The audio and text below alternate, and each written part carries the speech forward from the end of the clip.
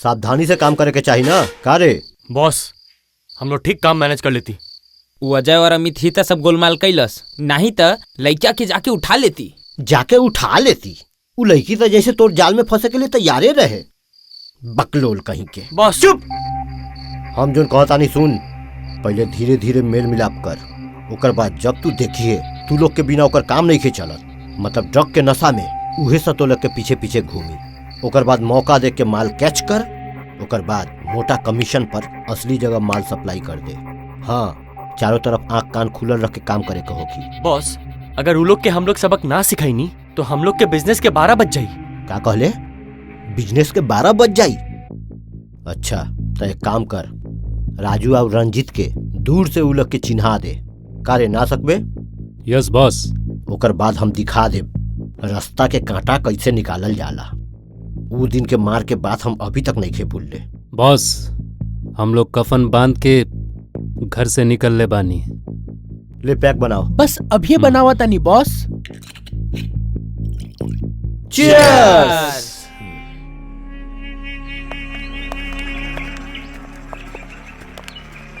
अरे हरामजादी, चल तो के चले के होखी ना। हम ना जाए, हमके समझे के कोशिश करा सुख भैया। अरे समझे के तो बहुत कोशिश कर ले भाई। विश्वास रखा, हमके समय मिले तो हम खुद आए। तू हमनी के साथ ना जाइबू ये जानत रहनी, ना। बाकी तोके तो लेके जा। का रे किशोर रही जे वेट करे खातिर बोले रहे ना? हाँ, इहे जगह और कहाँ बुलाई? अरे हाउ देख किशोर। हे बचावा, बचावा, क्यों बचावा, बचावा। अरे छोड़ा, बचावा क्यों? की का होता रे? अरे जो जो जाके अपन काम देख। चल हट यहाँ से।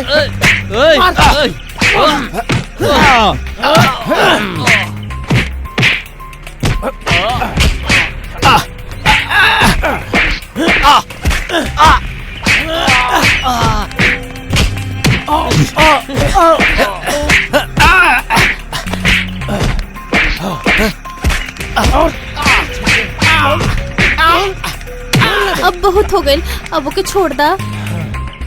देख ले साला, ये काम तो बिल्कुल ठीक ना कइले। एकर फल तो के मिल के ही रही। अबे निकल यहाँ से। आप कहाँ जाए? चलिए हम लोग आपके छोड़ दे। ना, बहुत बहुत धन्यवाद, हम अकेले जा सके नहीं। अरे प्लीज वेट। ठीक बा।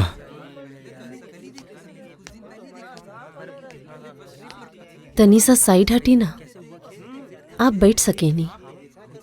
हमसे कहा था नहीं? हाँ, और ज्यादा जगह चाहिए का? Know many thanks.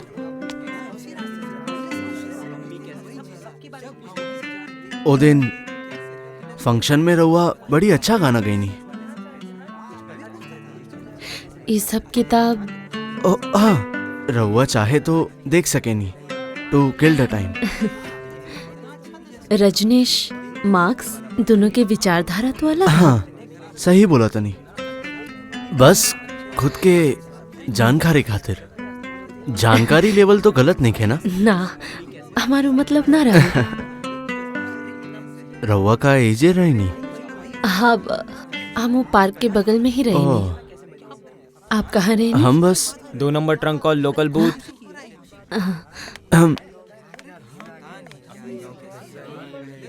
हेलो रीता, अच्छा सुना, नंबर 4 कोलकाता। तू हाँ हाँ अजय के हमें सुनाई नहीं के? के देत।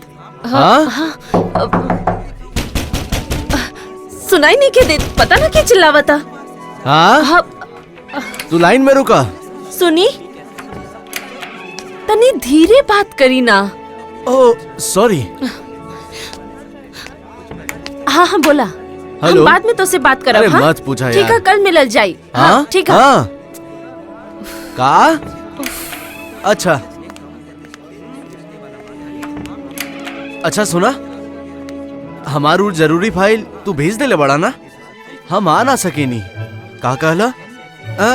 तू लोग के ऊपर तो हम भरोसा कर सके नहीं। और सुना, बाद में फोन करें। ओके। ममता, हाँ? का बात बा इतना खुश दिखा तारू? बस ऐसे ही। इतना रात भइल का है? अरे देखा ना भाभी, रास्ता में इतना ट्रैफिक रहल, हम तो बस में चढ़ ही ना पैनी। हम कपड़ा बदल के ना खाना रहे दा, सब कुछ रेडी हो गेल बा। तोहर भैया अभी तक क्लब से ना आइलन। आवेदा, हमनी के सब एक साथ खाई। हाँ हमार प्यारी भाभी। पिछला जन्म में तू हमार का रहलू बोला? तोहर पति। मजाक मत करो ना। सच सच बतावा ना हो, तू इतना खुश काहे बारू? बात है, कुछ तो बात है। तब तू ना बोलबू? ना रुक, अभी बताओ तनी।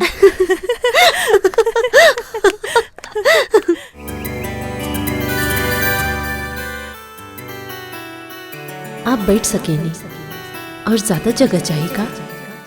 हम वो पार्क के बगल में ही रहेनी। आप कहाँ रहनी?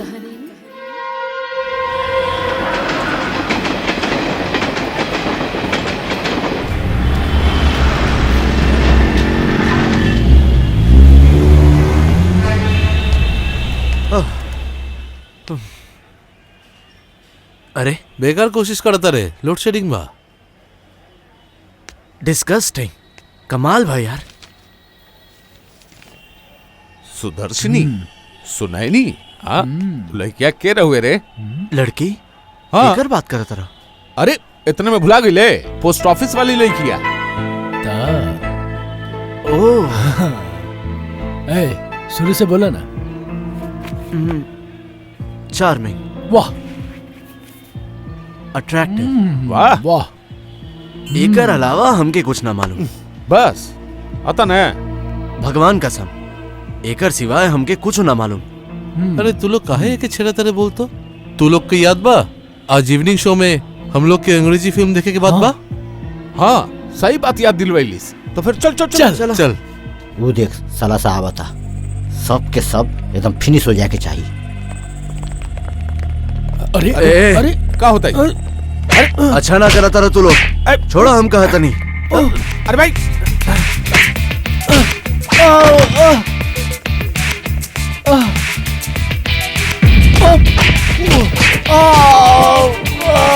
अरे पुलिस आवा था, चल चल।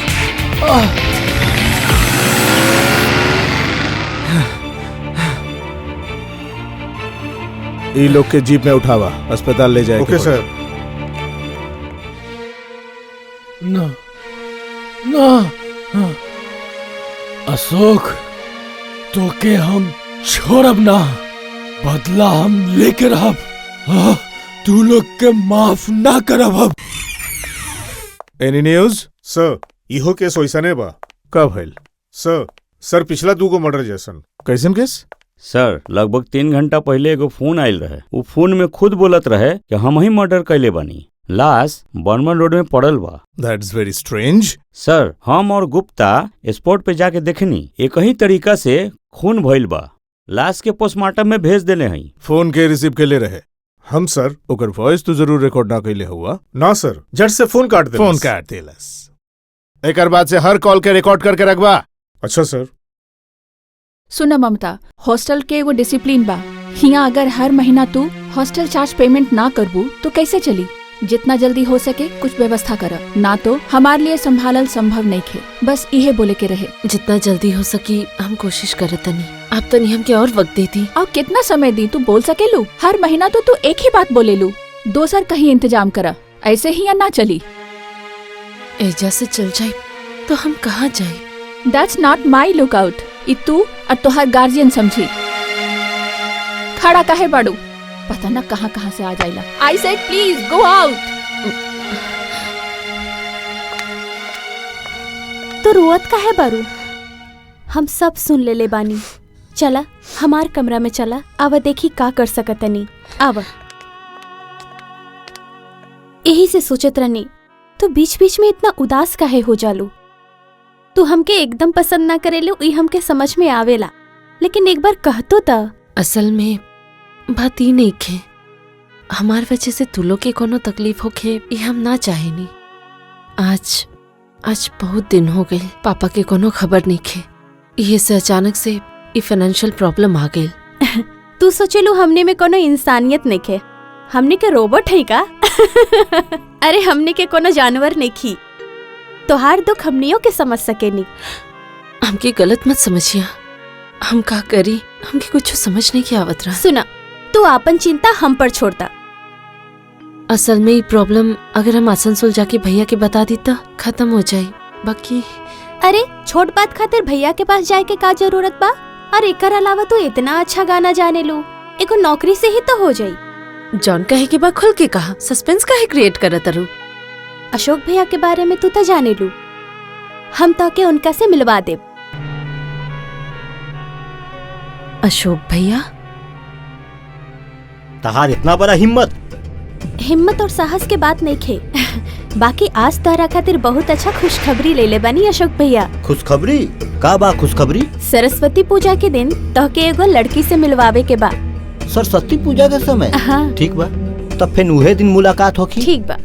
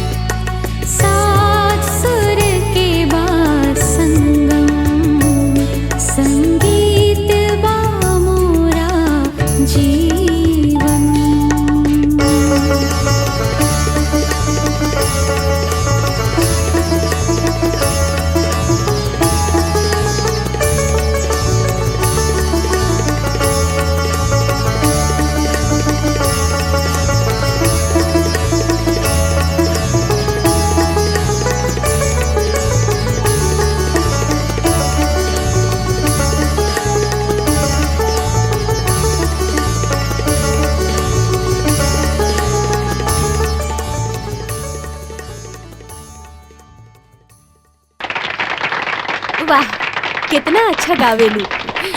आवा आवा, ताके बतैले रहनी ना, इहे हमारे अशोक भैया तो हर सब समस्या समाधान कर दी हन। नमस्कार। मंजू के मुंह से आपके तारीफ हम बहुत सुन ले रहे, आज अपन आँख से देख लेनी।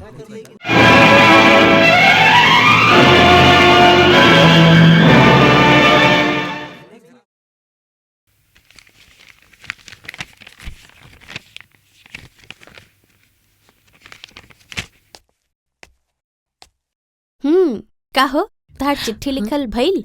हाँ, पर काहे? थोड़ा बाहर चले के पड़ी। बाहर अशोक भैया इंतजार करत तरन। अशोक भैया इस समय? अच्छा चला अब।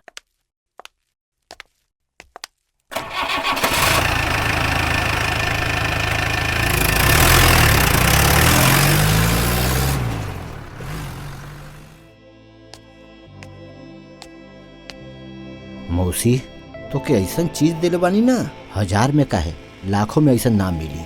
हमार कमीशन तनी ज्यादा देवे के होखी। पुलिस के कोनो लफड़ा तो ना होई? अरे हम का नया धंधा करता ना का। ओकर अलावा यहाँ जोन लोग आवेला का अपन मर्जी से आवेला, बाकी तू ओकरा के सब समय अटका के मत रखी है। हॉस्टल में रख के पढ़े ली ता। पढ़ल लिखल नहीं की भाग तो ना जाई? अरे ना ना, हमनी के चारों तरफ नजर बा। लावा लावा, जल्दी से हमार माल निकालो। इला पूरा 50,000 बा।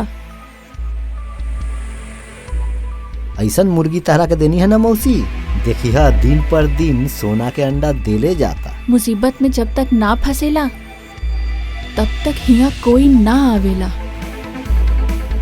जीवन में असली दोस्त मिलल बहुत मुश्किल बा। अगर तू खुद के ना बचाए सकू तो तोहरा के कोई ना बचा सकी। समझ लू बेटी? हाँ बेटी, हम भी परिवार बसाए के सोचले रहनी। पति, बच्चा, परिवार सब हम मांगले रहनी,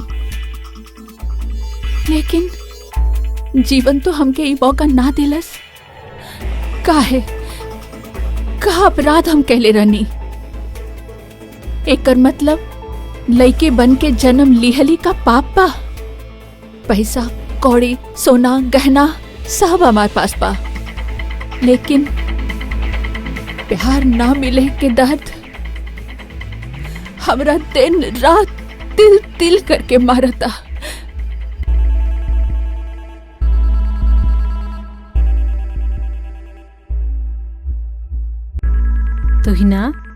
तुहिना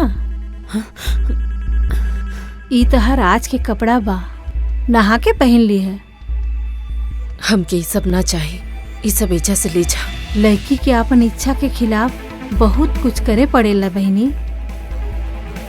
बोल देनी ना, हम कोनो हाल में ना पहनब। हम तो तोहसे वादा कैले रहनी, ऊ वादा तू भूल गईलू बेटी। ऊ जो बोला दिया ऊ सुन ला।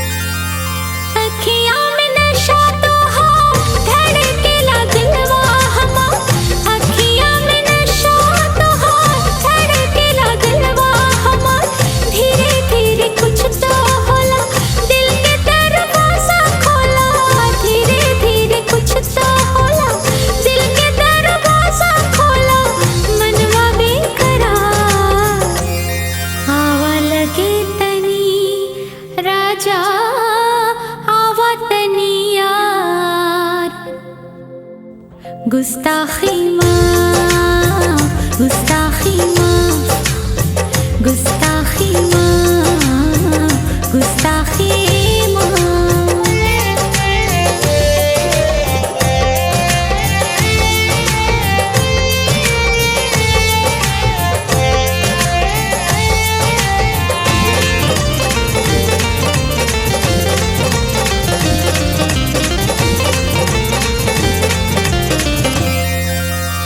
कैसे कटी मोरा रतिया बाकी बाटे तो से बतिया, कैसे कटी मोरा रतिया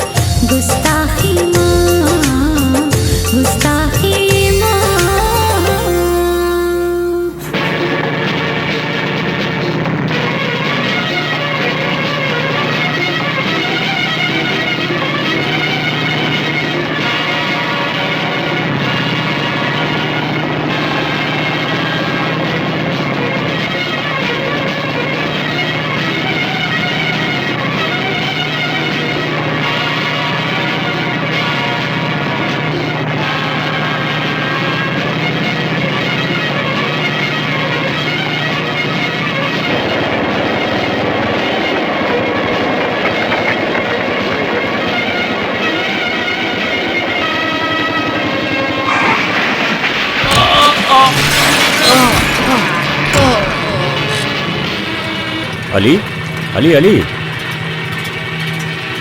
ई का भइल तोके? ई का भइल अली तोहार? हे भगवान।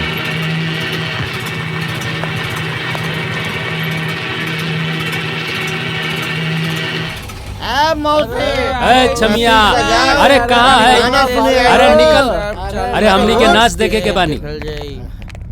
है मौसी, चल गाना सुनवाओ, नाच दिखवाओ। हमने सब आज गाना सुने आइल बानी। और बढ़िया नाच। ये कैसन दादागिरी बा अशोक जी? खबरदार, बॉस के लेक्चर देता अड़ू। तू कैसे बात करत हो वो जानू तड़ू? हमके पता बा, और ई भी पता बा कि कैसे बात करल जाला। नहीं, दारू का इंतजाम करा ना मौसी, खत्म हो गई यार। जल्दी जल्दी। अशोक जी, वो लड़की कितना मेहनत करे के बाद सुतल बिया। आज नाच गाना ना अरे होई। जरूर होखी। हमने माल सप्लाई करब, वो माल से पैसा कमाईबू, और हमनी के गड़ी घंटा दिखाईबू। वाह, आ गई। नाच नाच हे प्यारी ये अन्याय बा, बर्दाश्त ना करम।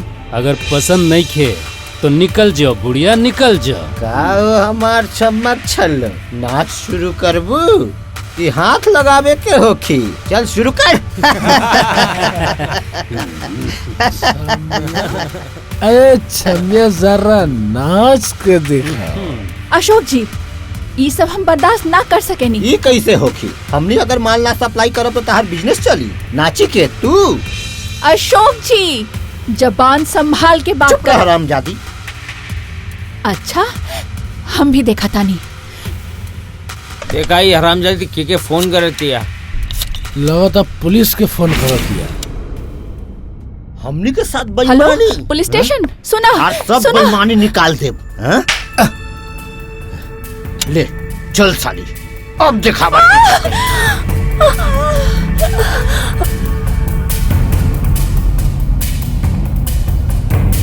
चल।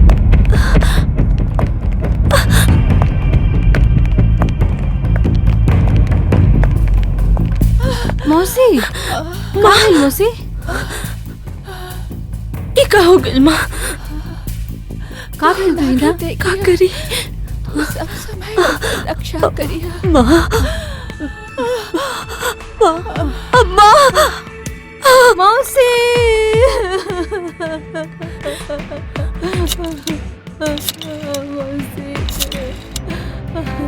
Hello, police station. ए जगह खून हो गइल बा, जल्दी आई। नाम मुक्ताबाई। आप बोले थे नहीं मर्डर 1 घंटा पहले भइल? हाँ, 1 घंटा पहले। अच्छा, जे लोग मुक्ताबाई के खून कैले वो लोग तो पहले भी यहाँ आवत रहे। हाँ, अशोक, ऋषि, रंजित, ये 3 लोगन के नाम हम जाने ली, बाकी सबके हम ना जाने ली। मिस्टर गुप्ता, लाश के मॉर्ग में भेज दा, और तू ही ना देवी जिनका नाम बतैली वो लोग के अरेस्ट करा। ओके सर। तो ही ना पुलिस के वो लोग के नाम बता के तू ठीक ना कइलू। तू बाघ के मुंह में हाथ दिला पुलिस ऑफिसर। बाघ? बिना दांत के बाघ ना, हमके पता बा। सर, अब आप थोड़ा आराम कर ली। हाँ, ध्यान से सुना, हम 10 बजे अस्पताल जाएं। ठीक बा सर, तब तक मिस्टर आदित्य भी आ जाइए। हम कल 9 बजे तक पहुंच जाए। काम तो करे के ही पड़ी सर। आप जब इंटरेस्ट ले ले बानी तब भी केस में कुछ न कुछ बात तो जरूरे बा। आप बिल्कुल चिंता मत करी सर। शक के बिना पे हम एगो आदमी के धर के ले आयल हई, वो वहीं लॉकअप में बा। वो कोनो इन्फॉर्मेशन देलस? हाँ सर, स्टूडेंट लोग के पेन बेचत रहे। वो तो बहुत लोग करेला। पहले सुनी सर, पेन के भीतर ब्राउन शुगर रहे। का बोलत रहा? बोलत रहा सर, तुरंत पेन बेचे के काम खत्म हो गई। कौनो पैसा के बारे में ना बोलत रहे, खाली एन्ने उन्ने देखता, एक एक करके पेन देता और पैसा लेता, देता और लेता। सर, ऐसे तो कोई पेन ना बेचेला। हमरा शौक भइल, हम दूर खड़ा होके सब देखत रही। हम अपन खबरी के बोलली कि देख तो कहाँ जाता। तो ऊ बबुआ के कहाँ पकड़ला? ओजिया एगो पुरान घर रहे, लेकिन मजा के बात ई बा, जैसे ही उस ससुर के नाती के अरेस्ट कैली, वो गूंगा बन गई। गूंगा बन गई? हाँ सर। अरे रुका, गूंगा बन गई? पहले बोलत रहे।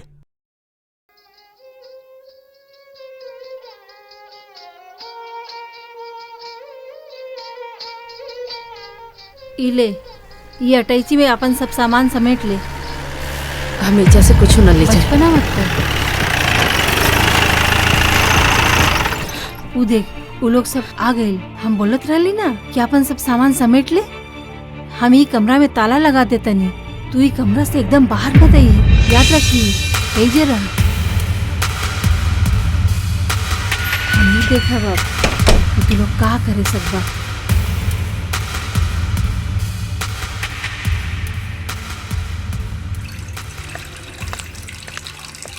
के हम ममता।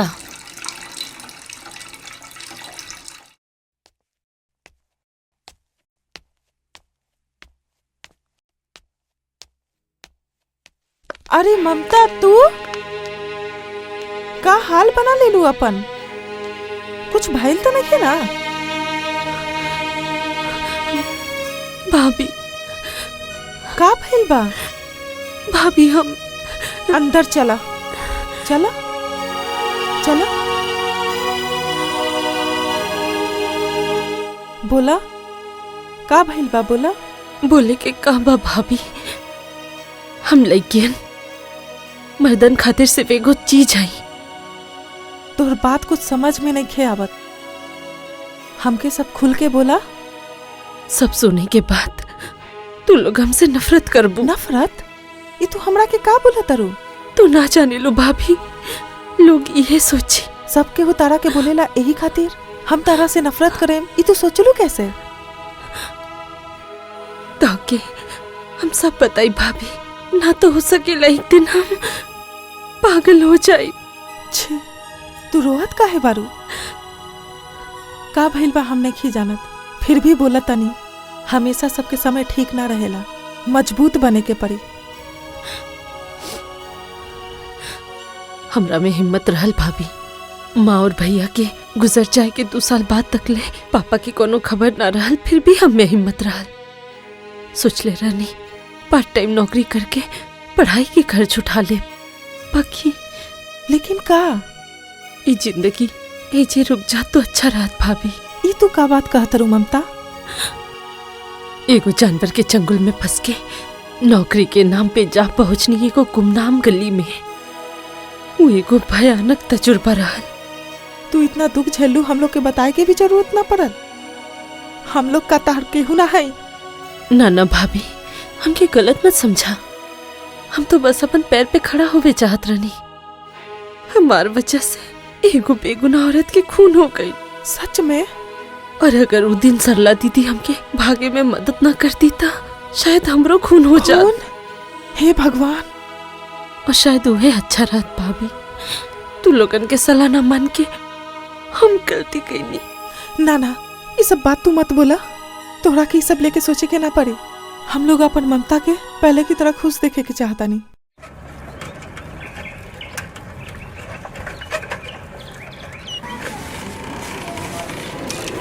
अरे तनी रुको तो। क्या जरा रहुआ एजा? एजा कहाँ आयल रहनी आप? बस बगल में ही हमारे दोस्त के घर है।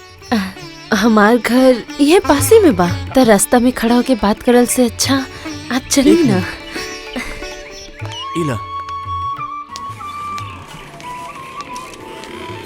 भाभी कहत रहनी कि आज के लंच आप हमनी के साथ करी। इतना कुछ खाए के बाद लंच? हम कहत रही आजे सब खिला दे। घर में माँ अकेला बड़ी राह देखत हुई है। ठीक है, माई के लाडला बेटा के हम ना रोकब। तो फिर कल नदी किनारे मिले के ठीक 5 बजे। उम्मीद तो यही बा। तो फिर अब जाता नहीं। भाभी रहती तो कहती कि जात ना आवत है। तो फिर हम आवत नहीं।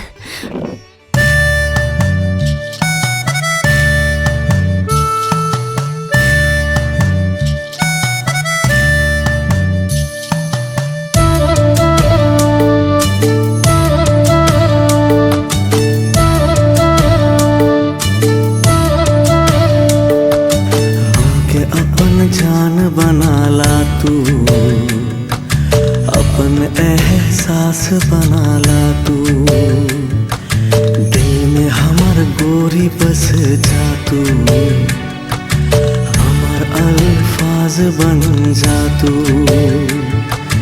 ई सफर में पाके तो के सनम, दूर भैल जीवन से हर गम। रात बनाला अपन ख्वाब बनाला, हमारे दिल के चाहत बन जा तू। दुनिया से हमके छुपाला तू, गहरा अपन राज बनाला तू।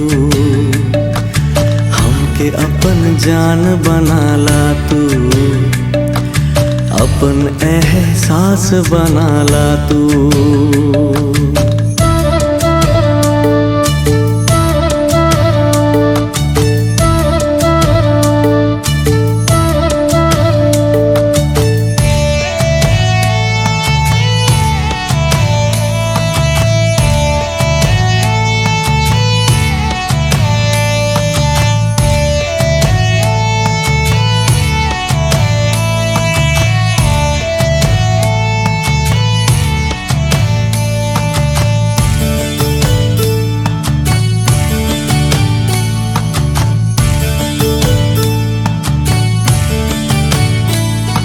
सुबह के पहला किरण में,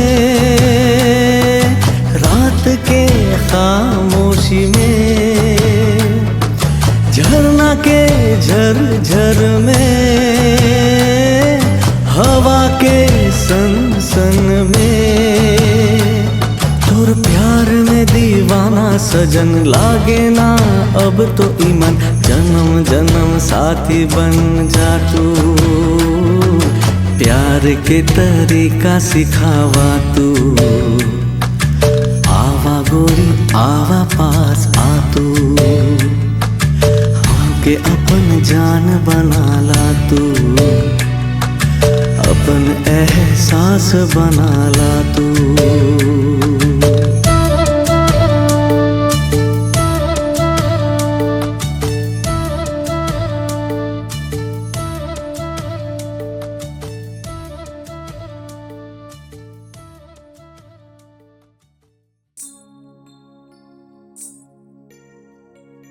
तो फिर का तू अपन सारा बात अपन भौजाई के बोले लो? कहीं नहीं। तो आज के बाद तो भौजाई से कहबो। भाभी सब जाने ली। ई बात बा। तसे मिले चाहेली। एक दिन आवा ना हमने के घरे। ठीक बा, चला अभी चले के। आज तो भैया भाभी घरे नहीं खन, बाहर गए हुआ।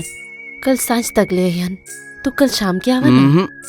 शाम के ना आ सके नी, हमके कलकत्ता जाए के ही पड़ी। तो फिर कब आईबा बतावा? ई हफ्ता बड़ी मुश्किल बा, अगला हफ्ता जरूर चलेम।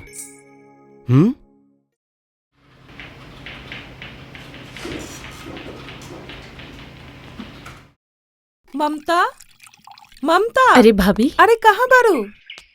सोच में पड़ गेलू ना। ला चुपचाप खा ला। सुबह सुबह मिठाई का है? मुंह खोला। तहार भैया मिठाई और खुशखबरी लेके आयल बरन। तू बीए पास कइले बारू फर्स्ट क्लास से। रह दो घोर छुए के जरूरत नहीं के, हम तारा के ऐसा ही आशीर्वाद देतनी। चला बैठा। नौकरी ज्वाइन करबू तो? तहार भैया बोल के गइल बरन सब सामान पैक करके कल से शुरू कर दी है। कल है? हाँ। लेकिन अब का? हम कहते रहनी कि अगर वो अशोक कुछ कैलस तो। इतना चिंता काहे करत रू? कलकत्ता इतना बड़ा शहर बा, वहाँ के केकर खबर रखेला। भाभी का बोला तरू? बोला। गौतम तो ये वीकेंड आवे वाला बा, तो उहे के साथे शायद तू ना भी आ सकेला। तब तू एगो काम करो, तू पास कर गेल बारू एकर खबर ओकरा टेलीग्राम करके तू बता दो, और तू ऑफिस में भी टेलीग्राम करके बता दो तू सोमवार से ज्वाइन करत रू। ठीक बा? ये अच्छा बा। तब तू टेलीग्राम करे के व्यवस्था करा। हमार प्यारी भाभी। ला उठा, जल्दी जल्दी करा।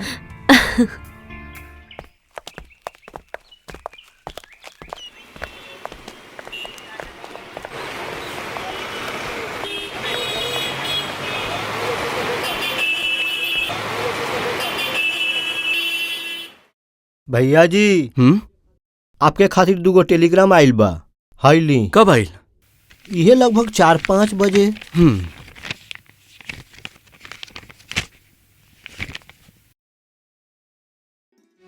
माँ की तबीयत खराब बा, आसनसोल जाए पड़ी। वंशी, एगो टैक्सी बुला के लावा, आसनसोल जाए के बा, माँ बीमार भी है, जल्दी करा। जी हम अभी बुला के लावा तानी।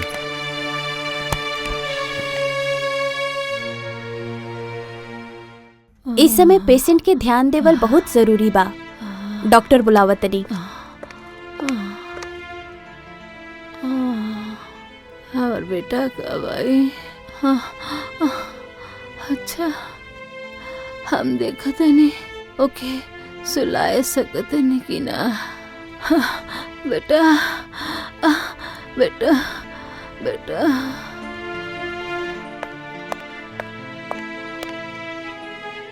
माँ, पापा।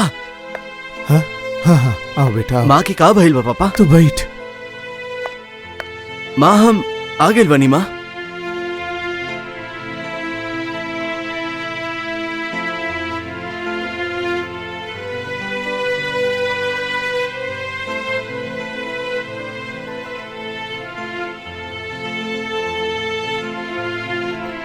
सॉरी, अब कुछ ना करल जा सकेला।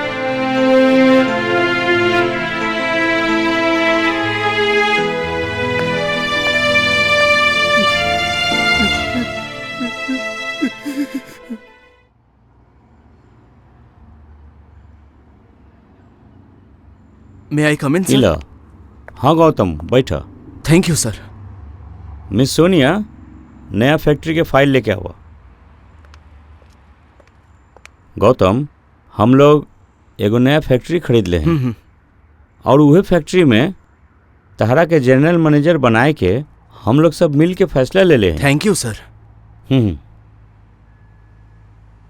और ये फाइल के ओके सर, एक बार तू पढ़ Thank you. लिया।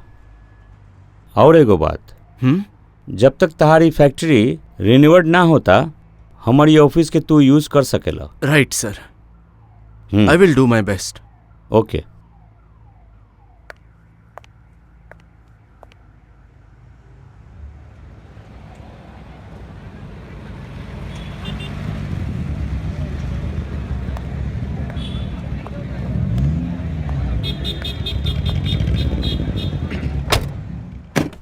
आइए सर, वेलकम।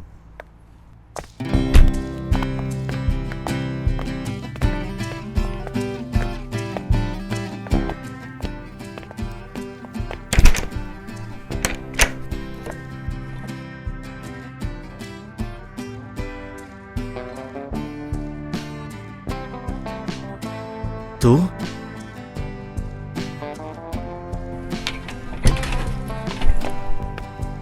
हिया? ई है हमनी के नया जीएम मिस्टर गौतम सिन्हा और ई बाड़ी आपके पीए ममता राय। नमस्ते। प्लीज। शुक्रिया, बड़ी सुंदर बा। तू लोग जरा 10 मिनट बाद हमारे चेंबर में आइया।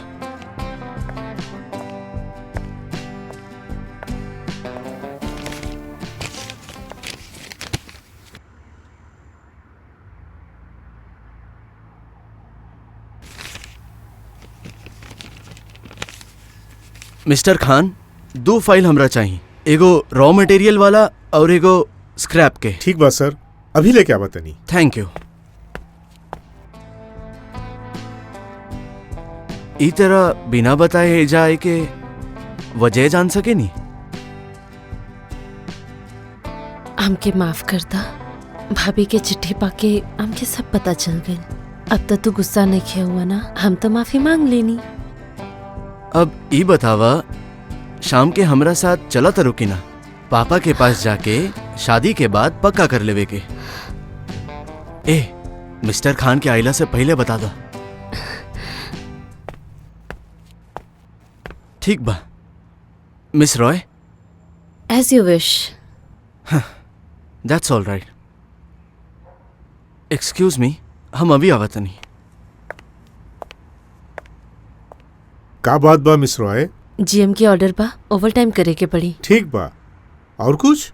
जीएम के घोटाला के बारे में पता चल गया और जौन घोटाला कहले बाड़न उनकर बारे में भी। अच्छा, तो फिर पकड़ा गई लोग?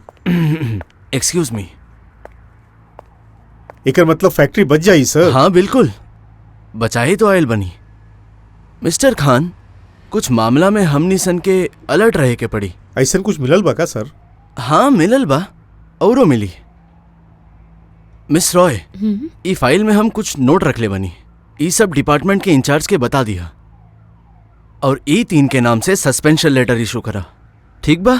लेटर्स में तू सिग्नेचर कर दिया। ओके सर। ऑलराइट। गाड़ी में इतना बात करत रहला और अब अचानक इतना चुप का है? जी भर के तरह देखे चाहता नहीं और जी भर गल त तहसे हमार जी कभी ना भरी। प्लीज। Oh sure. तहार पसंद है, हमार पसंद है। ओके, 2 orange juice, 1 cheese pakora and anything else sir? No it's okay. Thank you. ठीक बा? Thank you sir. अच्छा, हम तसे एगो बात पूछी। जब हम तो के घर में ना मिलनी तो तू का कैला? तू ना मिललू तो हम तहार हॉस्टल चल गई नी। इस शहर इतना बड़ा बा ताकि हम कहाँ खोजती बतावा? घोंसला के तलाश में आसमान में उड़त रहनी। जब घोंसला मिलल तो देखनी कि हम अकेले बानी। अब तहरा के और अकेला ना रह पड़े ओकर इंतजाम हम कैले बनी। मतलब? हम सोचले बनी हमार शादी की बात अपन पापा से करी। और अगर वो ना मनलन तो? पापा खुद चाहले कि हम तहरा से शादी करी, लेकिन तहरा जाए के बाद वो कुछ ना कहले। कब जइबा सोचले हुआ? जितना जल्दी हो सकेला।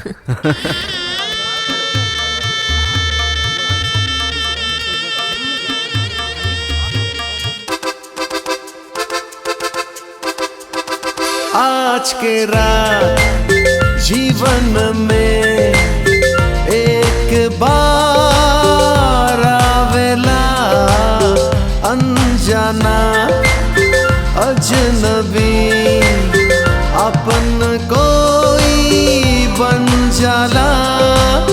तो हर खातिर दोस्त हमार बन के दूल्हा घोड़ी चढ़ी। तो हर खातिर दोस्त हमार बन के दूल्हा घोड़ी चढ़ी। आज के रात जीवन में एक बार आवेला, अनजाना अजनबी अपन कोई बन जाला।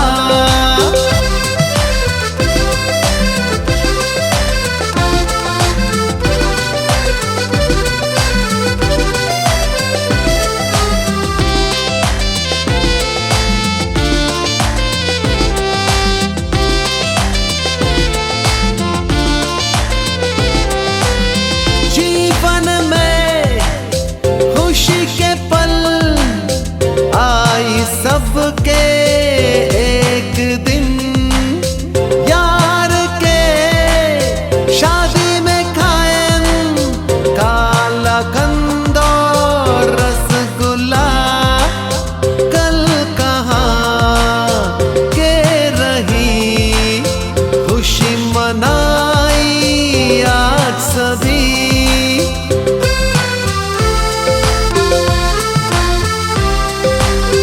खुशी मनाई आज सभी। रात भर शहनाई बजी, जानी न कोई काहे कभी। बह लगल आंसू काहे आज ई अखियाँ से।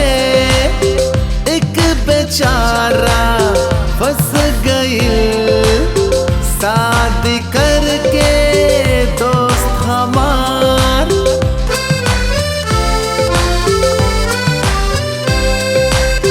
खुश रहा तो दोस्त हमार।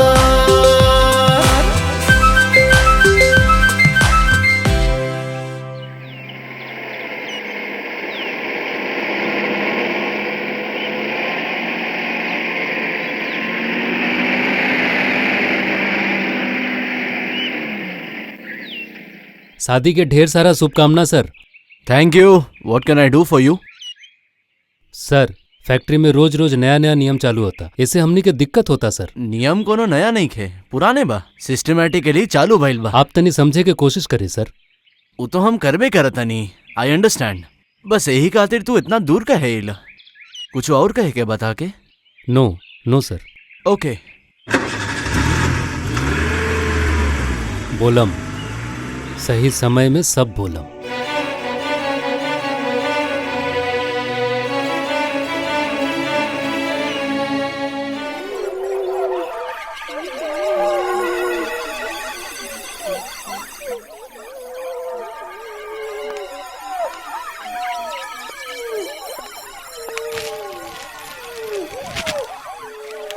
आज संडे बा, दोनों एक साथ जा सकेले। तू अकेले घूम के आ गई लो? कहाँ गई रहो? हाँ हैं? हंसा तारू कुछ बोला? कुछ खरीदे के रहला, रोकर बाद डॉक्टर के पास। डॉक्टर के पास? जनाब, तू पापा बनने वाला हुआ। पापा? हाँ? पापा मतलब फादर? हाँ? और तू? तार बच्चा के माई। So sweet. तो फिर ममता, तो फिर तरह के नौकरी करे के कोनो जरूरत नहीं है। हाँ? कले तू एगो रेजिग्नेशन लेटर दे दा। मालूम बा ममता, खुशी में ना हमके नाचे के मन करा था। अरे शर्म करा, घर में इतना सारा लोग हवन, पापा अरे भी हो। गोली मारा लोग के हमके का। सुनो ना, एगो गाना सुनाओ तनी। बीवी बनल बड़ी माँ, उसे कोई कुछ मत कहिया कहिया। खूनी आपके कब्जा में बा, ई बात बोले से न चली। न्यूज़पेपर में एक के बाद एक ही अद्भुत हत्याकांड के खबर, पूरा देश में एकदम हंगामा खड़ा हो गइल बा। सर, जितना आदमी खून भइल बा सब पुलिस के आदमी रहे, यही से जे खूनी के खून कैले बा उ तो पुलिस के बहुत बड़ा मदद कैले बा sir. A murderer is always a murderer, don't try to defend them. एगो समझदार पुलिस वाला जैसन बात करी। सर हम नो मोर डिस्कशन, हमके चाहिए काम। सुनले बानी मर्डर के लेके तू बहुत सबूत इकट्ठा कैले बाड़ा। हाँ सर, हमके वो मर्डर के बारे में बहुत कुछ पता बा, और के मर्डर कैले बा ई भी पता बा। Mister Ghoshal, I want action and right now. Yes सर।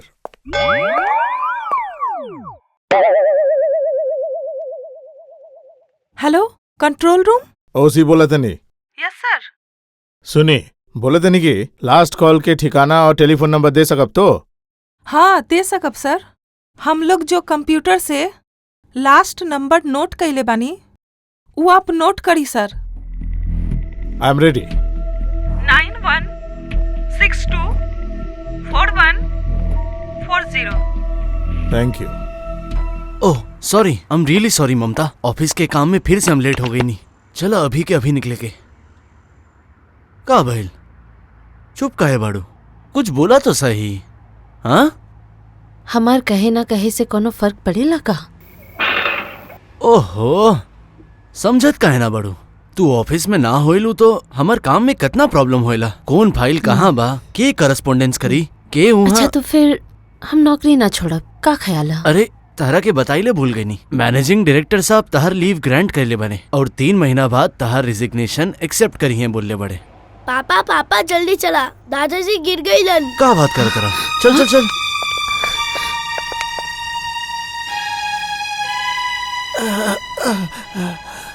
अच्छा सुनी, कल जब आप ड्रेसिंग कराए यहाँ आइब तो ब्लड रिपोर्ट साथे लेके आइब, डॉक्टर साहब बोलले बने। ऑल राइट, चलिए।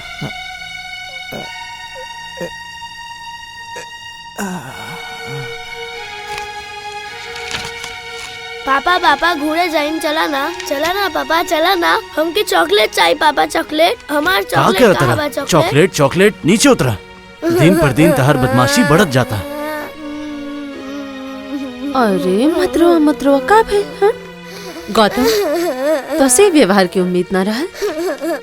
राहुल, घूमे जाइबा? चला हम लोग घूमे चली, हमार सोना बेटा। हाँ जा, और लाड प्यार देके करा और बिगाड़ा मत भूला, बदमाशी करे की उम्र एक रहा, तोहर और हमार ना।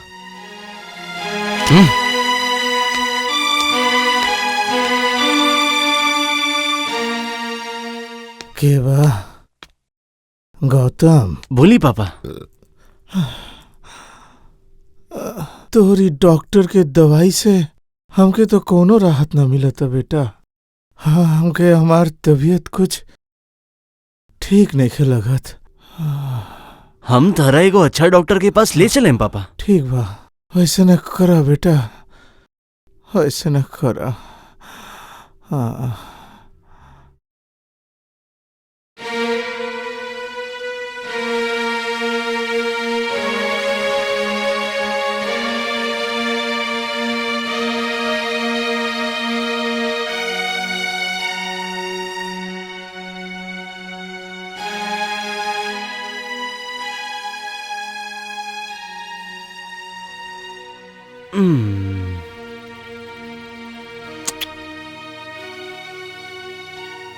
तो कौन सा किताब पढ़ा तारो? चिल्ड्रन साइकोलॉजी की किताब। Children psychology. सुबह के बर्ताव खातिर हम माफी चाहता नहीं। तू ठीक है कहलू। बच्चा की तरह से डांट के तो बिल्कुल अच्छा ना केला। पता ना अचानक का हो जाला हमके। खैर छोड़ा। सुना ना ममता, हमारी तरफ देखा प्लीज। एक किस दाना। का होता पहले बत्ती तब बुझा था। तू हो बच्चा से कम नहीं खा। जो हुक्म हमारा का। नमस्कार। नमस्कार। गुड मॉर्निंग डॉक्टर साहब। मॉर्निंग। बैठी। बैठा। पापा की वो रिपोर्ट। हाँ, रिपोर्ट हम देखनी है। Blood cancer. हाँ हाँ, ब्लड कैंसर। हाँ, अभी का भी हॉस्पिटल में भर्ती करे को होगी। पापा के ठीक करे पड़ी डॉक्टर साहब। पापा के खातिर हम कुछो करे के तैयार बनी। हाँ, बाकी खर्चा बहुत होगी। ठीक बा, हम नर्सिंग होम में भर्ती करे के व्यवस्था कर देता नहीं। आई विल डू माई बेस्ट। हाँ वही करा। ममता। हाँ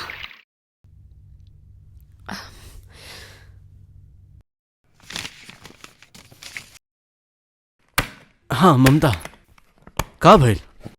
ऐसन शक्ल काहे बनावत रहो? लगा था तू अभी तक ना हिलो ना बढ़ू। हमार वक्त तुहे छीन ले हुआ।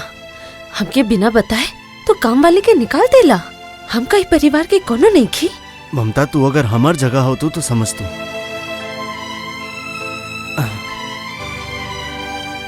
हमार पापा के ब्लड कैंसर भइल बा। का करी समझ में ना आवता। कुछ दिन के अंतर में ब्लड देवे के पड़ी। इलाज के खर्चों कम नहीं खे। यही खातिर हमके सोचे के पड़ा था। हमके मालूम बा कि तारा बहुत परेशानी हुई। तो हमके का समझेला हम ना जाने ली। बाकी हम पापा के केहू से भी कम प्यार ना करेनी। तो हमके तो बता सकत रहला। पापा के बीमारी से बहुत अपसेट हो गई बनी। हमके गलत मत समझिए प्लीज। अगर हमार नौकरी रहत तो इतना सब सोचे के ना पड़त ना। ना ममता, ना तो राहुल के अपन माई के प्यार कभी ना मिलत। ओकर मन में हमनी खातिर भविष्य में कोनो जगह ना रहत। और लोग भी तो ऐसे ही करता। करत अड़े। देखा ममता, पैसा से ना सब कुछ मिल जाला, लेकिन प्यार कभी ना मिलला।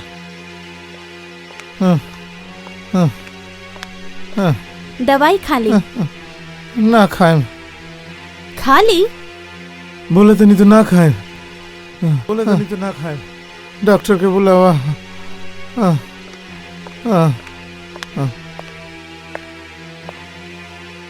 का बात बा? सुन में आयल है कि आप दवाई नहीं खिलेत, इंजेक्शनों नहीं खिलेत। जल्दी से ठीक होके का मन नहीं है का? काहे झूठा दिलासा देते नहीं डॉक्टर साहब। आपके तो अच्छा से ही पता बा कि हम अब कभी भी ठीक ना हों। आप बहुत जल्द ठीक हो जाए। हमारी बेड में एगो कीमती जान बच सकेला डॉक्टर। हमनी के देश में हॉस्पिटल में बेड के बहुत कमी बा। झूठा दिलासा देके अब कोशिश करे के जरूरत नहीं है। हमार खातिर वक्त, पैसा, ताकत बर्बाद करके का फायदा। इसे बहुत कीमती जान बच सकेला। आप सुनत नहीं? शांत हो जाइए, आराम करिए मिस्टर सिन्हा। हम तो यह चाहते नहीं डॉक्टर, हमारी बेबस शरीर के आप हमेशा के लिए शांत कर दी। Sister, injection. पापा, सब कुछ ठीक हो जाए पापा।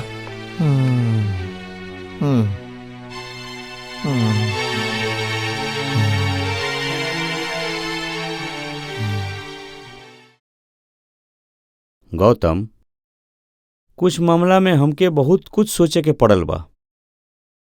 तहार भलाई खातिर और कंपनी के भलाई खातिर। कंपनी के फंड से और कौनो भी पैसा तू लेवे ना सकबा। हमनी के एकरा पे बहुत ध्यान देवे के पड़ी। राइट सर, थैंक यू सर।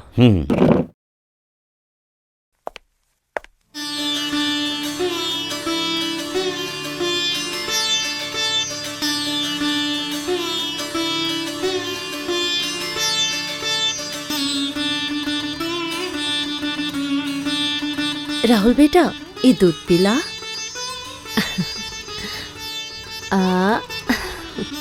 ना दूधम ना पियम, बहुत सर दुखाता।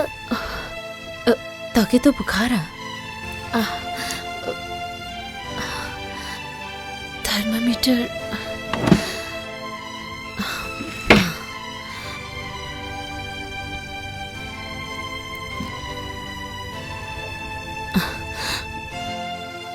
बेटा मुंह खोला, बंद कर ला।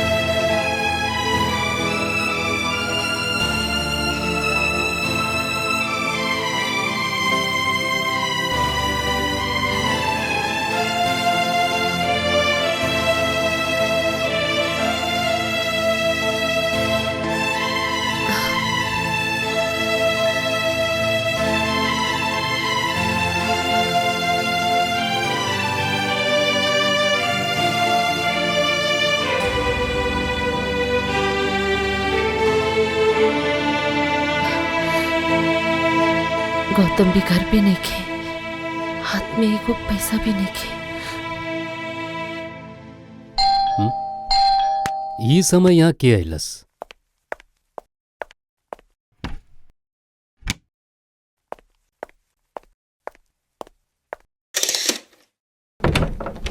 अरे ममता, तू आवा आवा, भीतर आवा, बैठा। का बात बा? बहुत दिन से गौतम बाबू फैक्ट्री ना आइलन। गौतम और हमारे बीच में कुछ ठीक नहीं खे चलत। हमके पता रहे कि गौतम कैसन आदमी बा। खाली तोहार साथ रिश्ता ना खराब भइल, हमनी के एमडी के साथ भी भइल बा। और एकर अलावा दीपक, हमार बेटा बहुत बीमार है। बीमार बा? हाँ, गौतम भी घर पे नहीं खे, यही खातिर। यही से पैसा के दरकार बा? तो ठीक बा, ले जा हमसे।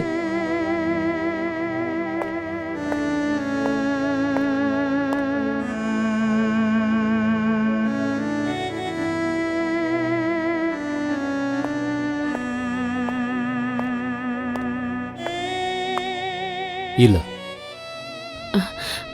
इतना पैसा ना। पैसा के लिए तू चिंता मत करा, पहले तोहार बेटा ठीक हो जाए। ममता, बहुत दिन से तो के एको बात बोलम सोचत रही। कैसन बात? गौतम के छोड़ के तू हमारे पास ना रह सकेली?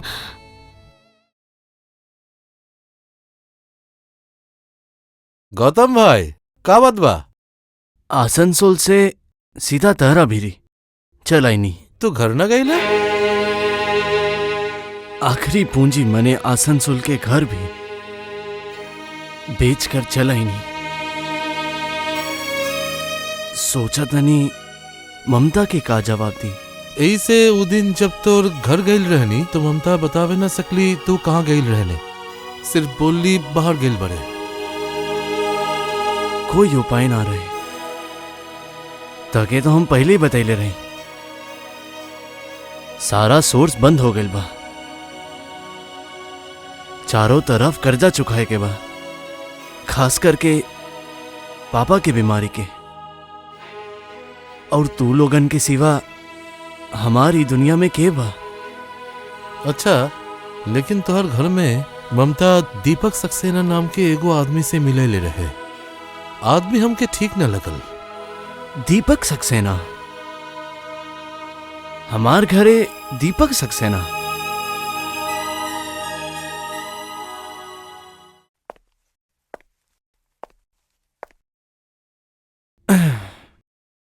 ओह, तो जनाब आ गईलन। इतना दिन रहला कहाँ? ऑफिस के काम से तो ना गिल रहला। मिस्टर खान से पता कईनी हम। आसनसोल खास काम से। बता के जेता तो राहुल के लेके हमके परेशान ना होवे पड़त। राहुल के का भइल? राहुल हॉस्पिटल में बा, हाथ में पैसा नहीं खे। ताकि तो पता रहल घर की कोनो चिंता तो तोके ना करे पड़ेला। अगर दीपक ना रहत तो पता ना हमनी के का होत, भगवाने जानेला। दीपक? आई सी। रुक कहे गईला, वो तोहार बारे में और भी बात बतैले बा। जैसे कि फैक्ट्री में लेबर ट्रबल चला था। Labour trouble? कहाँ लेबर ट्रबल? एमडी के साथे तोहार झगड़ा भी भइला। झूठ, सब झूठ। ऐसन तो कोनो बात नहीं के। वो हमसे बहुत प्यार करेले। यह खातिर फैक्ट्री के पैसा के घोटाला कईला। और ये खबर तारा के दिलस? दीपक। दीपक? फिर से वो दीपक?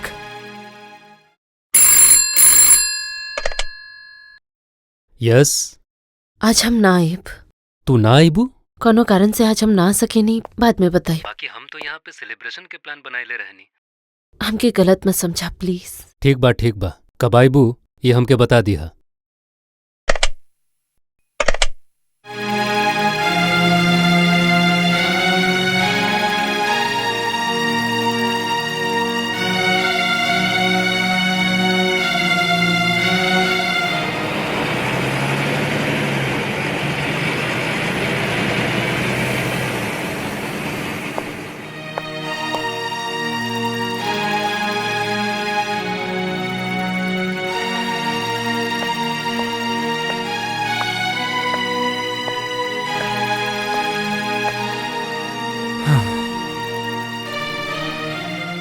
का भेल? खाली हाथ आ गेला? बाजार से सामान ना लेला? हमार हाथ बिल्कुल खाली बा। पापा के इलाज के बिलो हम पूरा ना मिटा पाईनी। तो का एकर खातिर हम जिम्मेदार रहे? जोनो कुछ पैसा बचल रहा वो खरीदारी में खर्च हो गए। ओकर ऊपर से उधारो चढ़ गया। I'm sorry। बात से तो पेट ना भरी, घर एको बीमार बच्चा भी बा, ओके तो भूखा ना रख सकेनी। एकर अलावा राहुल के स्कूल फीस भी बाकी है। कंपनी के अकाउंट से हम बहुत पैसा विड्रॉ कैले बनी। अब और पैसा हम विड्रॉ ना कर सकेली। ताकि तो मालूम बा ई घर गाड़ी जौन कुछ बा उ सब कंपनी के बा। ई सब बेच के पैसन के इंतजाम करे के कोनो अधिकारे नहीं के हमार। नाराज मत हो ममता, जितना जल्दी होई हम पैसन के इंतजाम कर लें।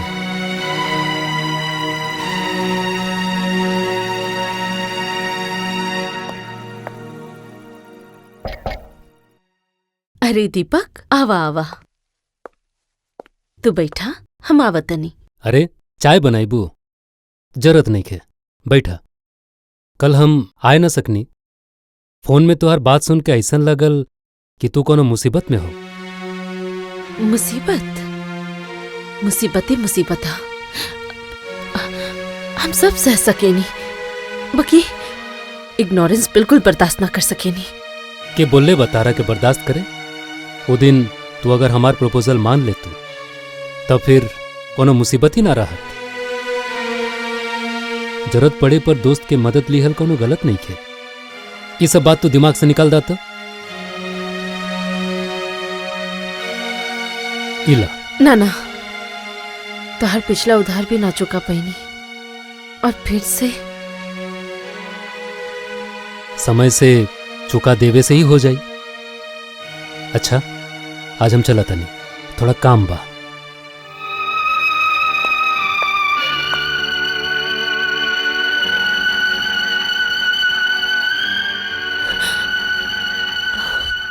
आई आई बैठी। हाँ, इतना देर हो गई। ममता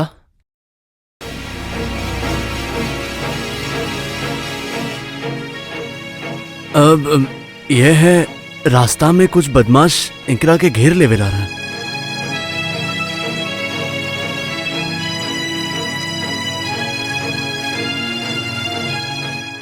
नमस्ते, अब हम चलत नहीं। का बात बा ममता? तू बाहर की गंदगी घर में ले आइला। ठीक बा, आइंदा ना लाइम। चला खा लेवे के, हमके तनी निकले क्या बा फिर से? आज खाना ना बने नहीं। मतलब राहुल कुछ ना खाइलस? राहुल खातिर कभी सोचले हुआ? जब हॉस्पिटल में रहल तब भी ना। और हमार बात तो छोड़ी देता ही। तहार लगे सबकर खातिर समय हा, सिर्फ हम लोग के अलावा। का बात करत रो ममता? हमके कुछ समझ में ना आवता। तू समझत चाहत हुआ भी?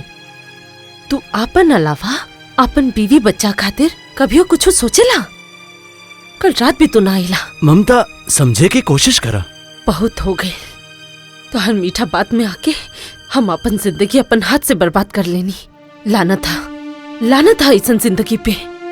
तू हमार नौकरी छुड़वा देला। हमार और राहुल खातिर अच्छा कुछ न कैला, सिर्फ नुकसान ही कैला। नुकसान कैले बा ना ममता, ए मत कहा। तू और राहुल, तू लोग तो हमार रहेदा। अब और ड्रामा मत कर। का कहलू? ड्रामा? हाँ, हम तय कर ले बानी कि हम आज ही घर से चल जाइब और कभी तो हर लगे वापस ना आइब। हमनी के रिश्ता आज ऐसे ही खत्म हो जाए। ममता, कल नर्सिंग होम से हम पापा के घर ले आए और तब तू और राहुल घर में ना रह बता, तब फिर ठीक है बाकी। प्लीज ममता, बस कुछ दिन, बस कुछ ही दिन, ओकर बाद तहार जो मन करे। पापा पापा का भइल बा? कुछो ना बाबू, हमार राजा बेटा।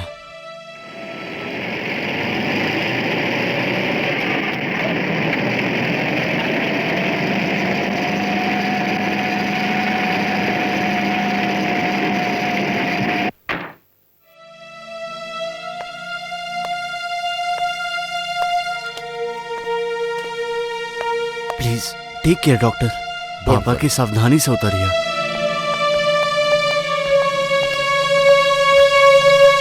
आराम से।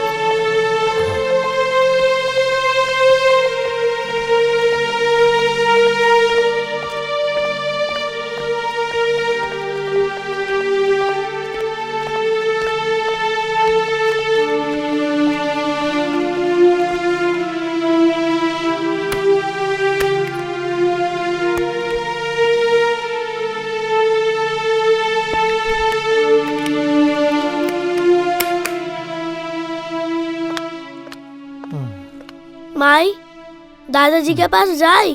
ना बेटा, दादाजी बीमार हुआ। बीमार का होला माई? चुप, ज्यादा मत बोला। जा तो खेला। ना, हम ना जाएम। जा।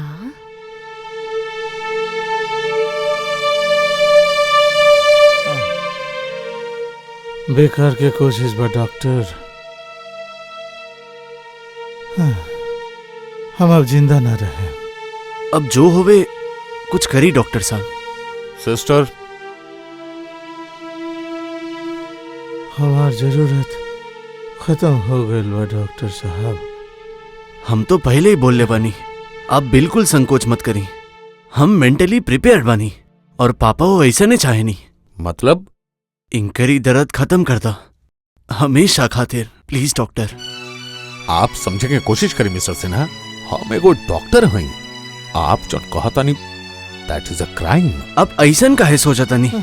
पापा के ही तकलीफ हम ना देखे सकम, ये तो आप भी जाने नहीं। सिस्टर तू अभी जा सकता रू, your duty is over. Thank you doctor.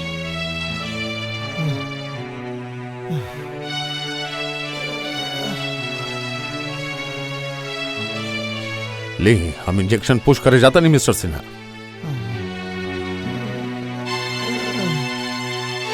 I solemnly pledge myself to concentrate my life to the service of humanity. ना ये आपके करी पड़ी अभी डॉक्टर, नहीं कर ये आपके सकता, करी पड़ी। हमारा सही प्लीज ना डॉक्टर। हुई। डॉक्टर साहब, डॉक्टर साहब,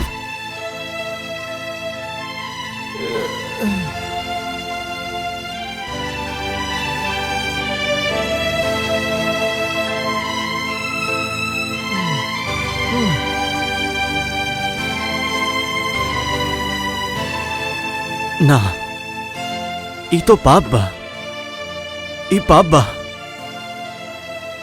ई पाप बा, ई हमसे ना होई।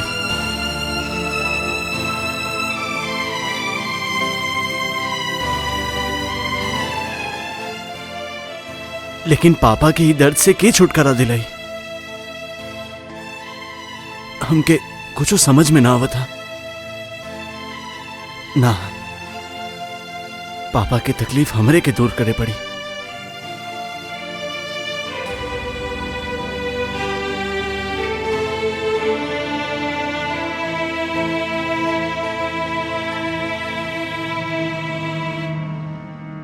ई का सिरिंज खाली बा।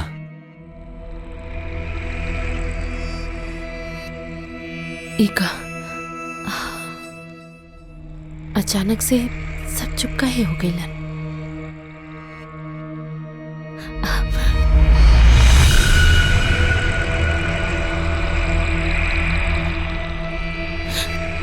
पापा, पापा, पापा,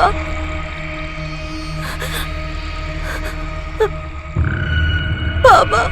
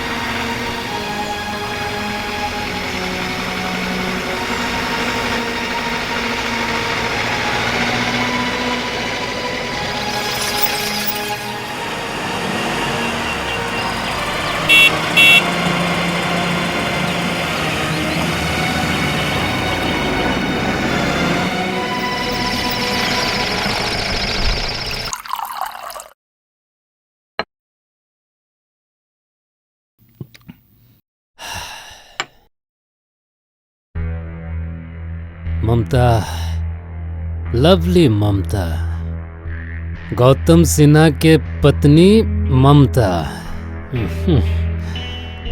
अभी हमार पिंजरा में बंद बिया। हम हैं दीपक सरकार, कैसे बदला लिहल जाला हमके पता बा। हम जौन कहब सच कहब, सच के सिवा कुछ न कहब। ममता जी, मानस सिन्हा के मौत के समय आप कहाँ रहली? उस समय हम दरवाजा पर खड़ा होके देखत रहनी। ओ अच्छा, डॉक्टर और नर्स ये लोग कहाँ रहन? उ लोग चल गए रहलन। उ लोग का साथ में निकलल रहन? ना। तो फिर डॉक्टर और गौतम के बीच में पेशेंट के लेके बात होत रहा है। गौतम के कहते हुए सुननी कि पापा की तकलीफ के खत्म कर दी और डॉक्टर उनकर बात के मान लेनी और नर्स के कह दिलन चल जाए खातिर और वो चल गईली। और डॉक्टर कब निकलल रहन? नर्स के जाए के बाद डॉक्टर पॉइजनस इंजेक्शन तैयार करके रोगी के लगाए खातिर आगे बढ़लन। अचानक से का भइल पता ना, वो बिना इंजेक्शन लगाए ही कमरा से बाहर निकल गए। गौतम जी वो समय कहाँ रहन? गौतम डॉक्टर के पीछे पीछे निकल गईलन और फिर वापस अइलन। ओकर बाद बताई, ओकर बाद का भइल रहे? ओकर बाद गौतम वापस आके इंजेक्शन अपन हाथ में ले ललस। अच्छा, ओकर बाद? ओकर बाद इंजेक्शन लेके पापा के लगे आगे बढ़लस। फाइन। ममता जी ओकर बाद? ओकर बाद बोली ममता जी, ओकर बाद का भइल रहे? ओकर बाद वो इंजेक्शन लगा देलन, ये ना? ऑब्जेक्शन योर ऑनर, हमार काबिल दोस्त गवाह के भटकावा था। Objection sustained. ममता देवी, आप उस समय का करत रही? हम तो पुलिस के फोन कईनी। आप तो गौतम जी के रोक सकत रही। सब इतना अचानक से भइल कि हमके कुछ समझ ना आइल। हमके मालूम बा, पति के बचावे के पत्नी के कर्तव्य होखेला। कर्तव्य? बीवी बच्चा के तरफ इग्नोरेंस, जौन अपन पिता के खून कर देलस, ओके बचाइल पत्नी के कर्तव्य हा? और सुन ली, गौतम के दोस्त अजय और अमित खून के इल्जाम में जेल में बंद हुआ, जेकर पति क्रिमिनल्स के साथ रहत हुई, ओके बचावल पत्नी के कर्तव्य हा? Objection your honour. Objection overruled. Thank you your honour. ई केस के मुख्य गवाह ममता देवी के कहना बा कि फिंगरप्रिंट और फॉरेंसिक रिपोर्ट, विटनेस और बाकी सब सबूत देखला के बाद यह साबित होता कि अपराधी गौतम सिन्हा पूरा प्लानिंग के साथ ठंडा दिमाग से आपन पिता मानस सिन्हा के जहर देकर उनकर जान लेलन ह। आदरणीय अदालत के पास हमार निवेदन बा कि ये अपराधी के भारतीय संविधान के अनुसार धारा 302 और 309 के तहत अपराधी के कड़ी से कड़ी सजा देल जाओ। Order order. That's all your honour.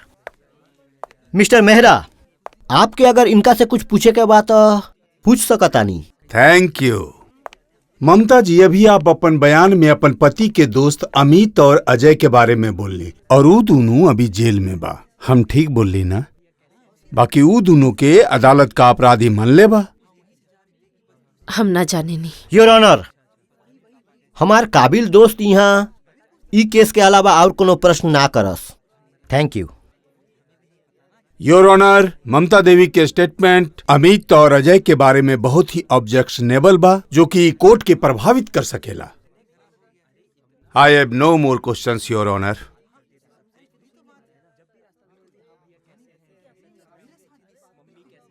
अदालत के कार्यवाही आज की खातिर मुलतवी करल जाता है।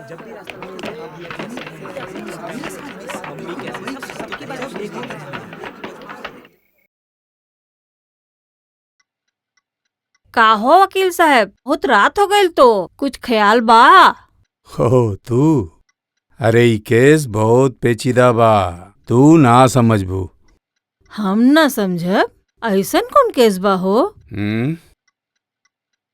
अगर हमर क्लाइंट गौतम सिन्हा अपन बीच बचाव में कोर्ट में कुछ ना बोलस तो ओके फांसी हो जाई। ई का बोला तड़ा? हाँ, हम ओके बचाए के कोशिश करत हनी जैसे ओके फांसी ना होके। एकर खातिर हम तय कैले बानी एगो नया पॉइंट, और हुए से हम शुरू करम। यूथेनेशिया। यूथेनेशिया मतलब समझ ला, जौन रोगी के रोग ठीक ना हो सकेला कौनो भी इलाज से, तब ओकर भलाई खातिर ओके मार देवे के जाई। ये हो सकेला। जौन रोगी ठीक ही ना होई ओकर पीछे पैसा बर्बाद करके का होई, तू ही बतावा। उसे तो सिर्फ परिवार में अशांति बढ़ जाला। कितना परिवार यह वजह से बर्बाद हो जाला।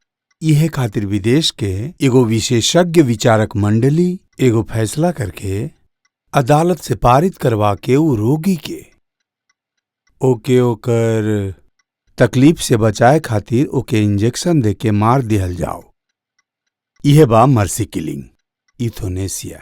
का हो मामला जरा खोल के बतावा ना। हमके लगत विदेश के तरह ही एक दिन हमनी के देश में भी ई नियम लागू हो जाई, तब बहुत परिवार ही बेकार के पैसा बर्बादी करे से छुटकारा पा जाई। हम लोग बहुत बार बिना वजह के ही पैसा बर्बाद करेनी। ई का हो, ई तो हम कभी भी ना सुननी। ई का संभव बा?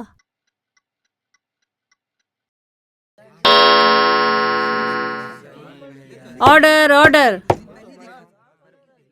आपके पास पेश करल अखबार और मैगजीन के कटिंग जौन देश विदेश से एकत्रित करल गयल बा, उ सब पढ़े से ही पता चल जाई कि मर्सी किलिंग के ऊपर बहुत सारा तथ्य मौजूद बा। केस के साथ ई सब के का संबंध बा? संबंध बा योर ऑनर। हमार क्लाइंट श्री गौतम सिन्हा, जो कि अपन पत्नी के बर्ताव से बहुत दुखी होके आज जिंदगी से बिल्कुल मायूस हो गए।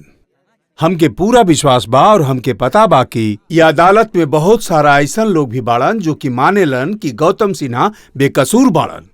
आप सिर्फ केस से जुड़ल सवाल पूछी। योर ऑनर, हमार काबिल दोस्त के जैसे लागता ये अदालत ना होके लइका सा के सुलाए के एगो जगह बा। ना ना, हम केहू के सुलाए के कोशिश ना करत हनी। बाकी जौन लोग अभी भी हिया सुतल बा, हम उ लोग के जगाए के कोशिश करत हनी माय लॉर्ड। Please stop.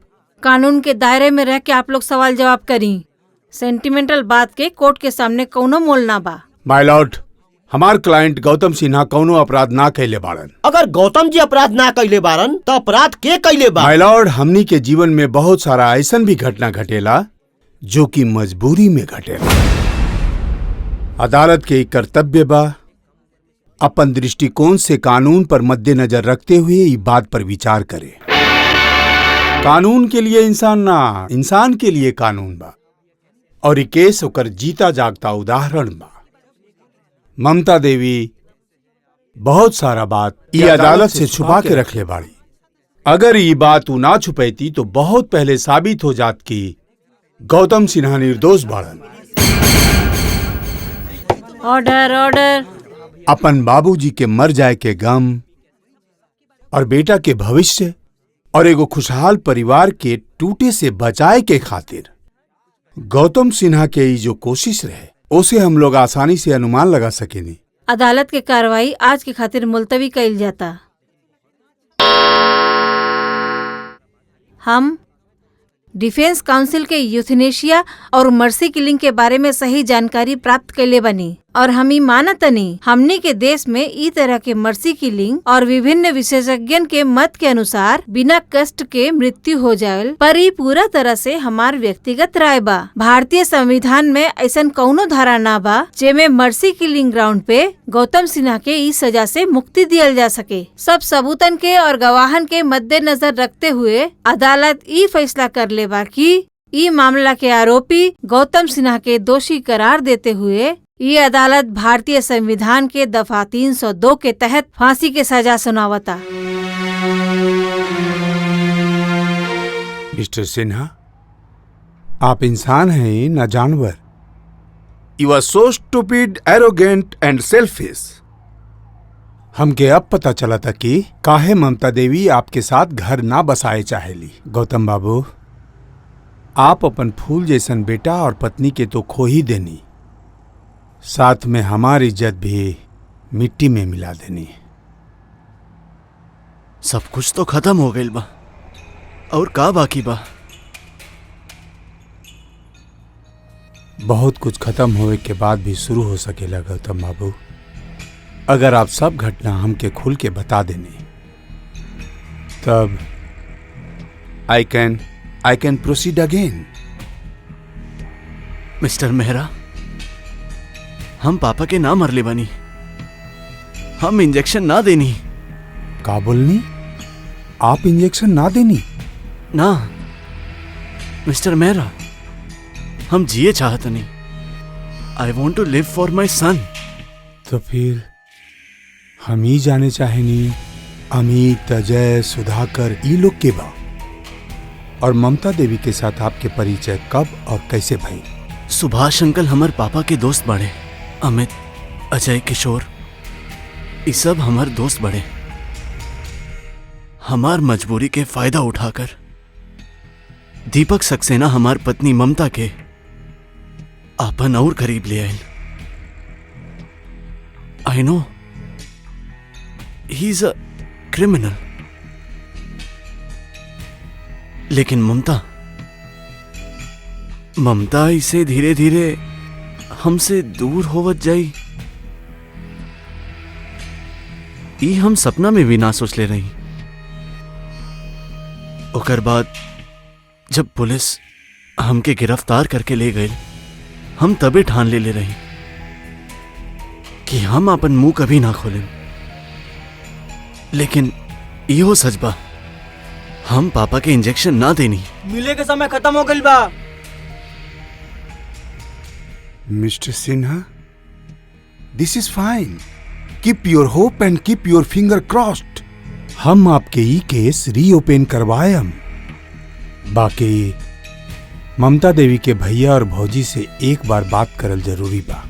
उनकर पता आप हमके दी? हाँ, वो हम जरूर दें, लेकिन मालूम ना भैया और भाभी तीर्थ यात्रा से लौटल बाड़न की ना। Don't worry, I will take a chance.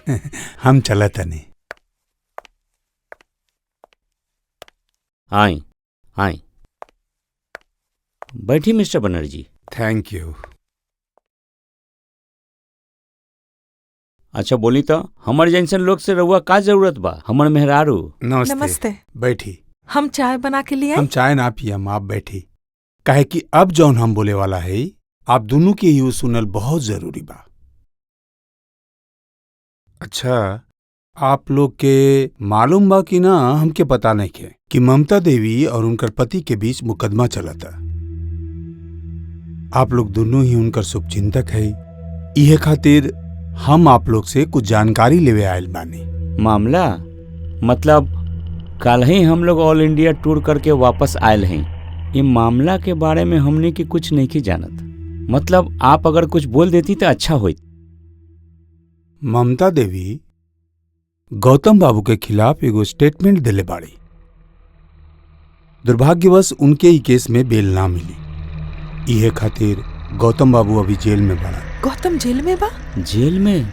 हाँ, हमके लगत कि ममता देवी के साथ कोनो साजिश भइल बा। देखिए वकील साहब, हमनी के नजर में ये बात अब अभी तक समझ में नहीं आई। आप अगर खोल के बता देती तो बहुत ही अच्छा रही। ममता देवी कोर्ट में गौतम बाबू के खिलाफ एगो स्टेटमेंट दिले बाड़ी कि वो अपन बाबूजी के इंजेक्शन में जहर मिला के खून के ले बाड़न। ई का गौतम के बाबूजी जिंदा नहीं खन? ना, इहे खातिर हम गौतम बाबू के बेकसूर साबित करके जेल से बाहर निकाले चाहेनी। उनकर पत्नी ममता देवी और उनकर फूल जैसन सुंदर बेटा के खातिर। हम लोग भी उहे चाहता नहीं। गौतम खूब बढ़िया, बहुत ही अच्छा इंसान बा। हाँ। और ओकर अलावा ममता तो हमार बहन जैसन बाड़ी। बहन जैसन? ममता देवी आपके अपन बहन ना है? तो फिर बात का बा जाना थी वकील साहब। ओकर बाप और भाई के फैक्ट्री बंद भइला के बाद वो लोग बहुत गरीबी में दिन बितावत रहलस। पहले हम लोग तो ना बुझे सकनी, और दुख के बाद का बा जाना थी। भाई दूज के दिन में ही ओकर भाई आत्महत्या कैलस। सुसाइड के खबर पा के ममता के माई छत से गिर के जान दे देलस। अचानक एक दिन देखली कि ओकर बाबूजी गायब हो गईलन। बहुत खोजले रहनी, लेकिन ना, खबर ना मिलल। ऐसा हालत में ममता देवी के घर कैसे चलत रहे? हम आपके सब बात साफ साफ बतावत हैं। पहले हमनी के ओकरा के पैसा दे के मदद करेला चाहत रहनी, लेकिन वो संभव ना रहल।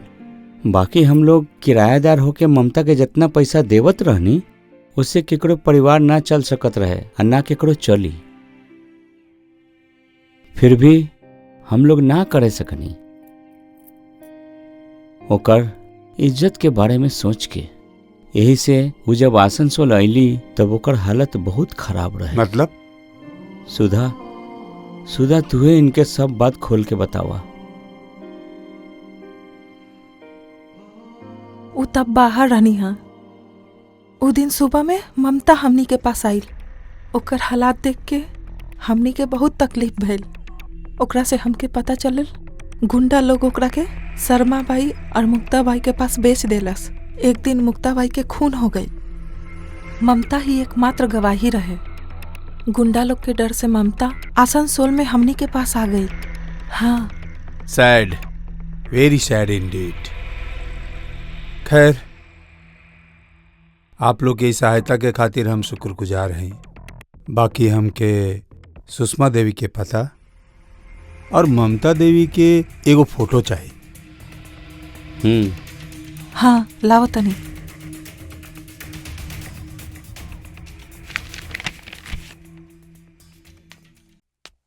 आई बैठिए। Thank you. हमारा नाम अनिल बा। हम हाई कोर्ट में प्रैक्टिस करें। नमस्ते। हम रउआ खाती का कर सकतनी बताई त? ना ना, आप परेशान मत हो कि हमके बस आपसे थोड़ा मदद चाहिए।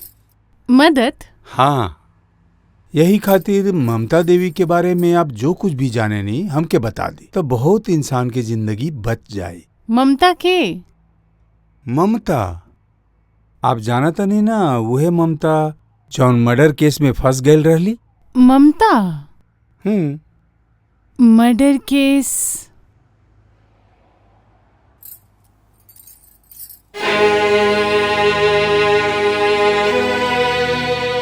इत ममता ना तू ही ना भैया? का बोलनी आप? तू ही ना? तू ही ना? हाँ, बाकी आपके हम ई बारे में रउआ के कुछ ज्यादा बता ना सकते नहीं। जो जाने के बाद ओसी मिस्टर घोसाल से पूछ लें। एकर पहले के केस के त उहे छानबीन कैले रहन। ओह, फिर भी हमके उम्मीद बा जरूरत पड़ी तो आप अदालत में जरूर आई। केस की तारीख तय होए के बाद हम अपन जूनियर के भेज दे।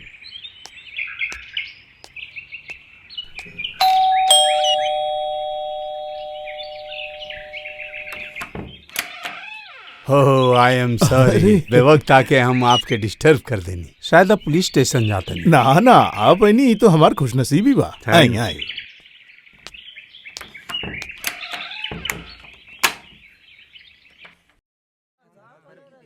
Under Section 386 of the Court of the Criminal Procedure, हम ई केस के लोअर कोर्ट में पुनः विचार करे के खातिर वापस भेजा तनी। Order order. आप तो थाने के इंचार्ज बानी, सही कहनी है ना ओसी साहब? हाँ सर। इससे पहले भी आपके साथ थाना में मुलाकात भैल रहे, आपके याद बा ना? याद बा सर। और फिर रंजीत और अशोक के हत्या के और काहे कैलस एकर जांच भी आप ही करतनी ना? जी हाँ। आप खूनी के पकड़ लेनी? हाँ, वो लोग तो पकड़ा गए बा, मुकदमा चला था। खून के कहले बा? I object your honour. ई केस के साथ भला ममता देवी के का संबंध बा? योर ऑनर, ममता देवी ई कोर्ट में जिनकर जिनकर नाम उल्लेख कैले रहली ई लोग उहे बाड़न और एकर अलावा कोर्ट अभी तक ई लोग के दोषी ना मानलस। इहे खातिर मिस्टर घोसाल के स्टेटमेंट से ई केस के एक नया मोड़ आवत। Objection overruled your honour. Ashok, Rishi, Ranjit, Vijay और कुछ लोग एगो क्रिमिनल क्लब के मेंबर रहे। ई लोग सब कोई एक एक करके खून हो गई। ई कहानी बहुत दिन पहले शुरू भइल रहे। एक दिन रात के हम और चतुर्वेदी हम लोग शहर में पेट्रोलिंग करे निकलनी। फिर एगो गली के अंदर जैसे वैन घुसल और जैसे हेडलाइट के रोशनी पड़ल तो हम लोग देखनी एगो जीप में कुछ लोग भागा था। तब चतुर्वेदी वो जीप के नंबर नोट कैलस और हम वैन से उतर के रास्ता के ऊपर देखनी कुछ आदमी इंजर्ड पीपल, वो लोग जमीन पे दर्द से छटपटावा था। हम वो लोग के वैन से अस्पताल लेके गईनी। महामान्य अदालत, ओसी मिस्टर घोसाल के स्टेटमेंट से यह बात साबित होता कि ममता देवी अदालत के सब बात ना बतेलस मिलौट। ममता देवी अजय और अमित के बारे में जो बात बतैली हम अदालत के बतावे चाहेनी कि उ लोग आज भी विचाराधीन कैदी बा। उ लोग के सजा ना मिलल और उ लोग अपराधी ना बा। Your honour, OC is free for cross examination now. I have no question your honour. बाकी हम जाने के चाहता नहीं जे ई तुहिना के बिया ओसी मिस्टर घोसाल और मिस्टर मेहरा बार बार उनकर जिक्र कैलन है, लेकिन अच्छा मिस्टर घोसाल, हम तो सुनले बानी आपकी नजर बाज जैसन बा, कोई भी आपके नजर से ना बच पाएला। ये आप ठीक बोलनी सर। अच्छा देखी तो ई अदालत में तुहिना देवी बाड़ी की ना? ई रहली तुहिना देवी, सामने पिंक कलर के प्रिंटेड साड़ी पहन के बैठल बड़ी। Thank you mister Ghosal. Your honour, हम ममता देवी से एक बार और पूछताछ करे चाहेंगे। Do you have any objection? No your honour. Mrs Sinha, please come to the witness box.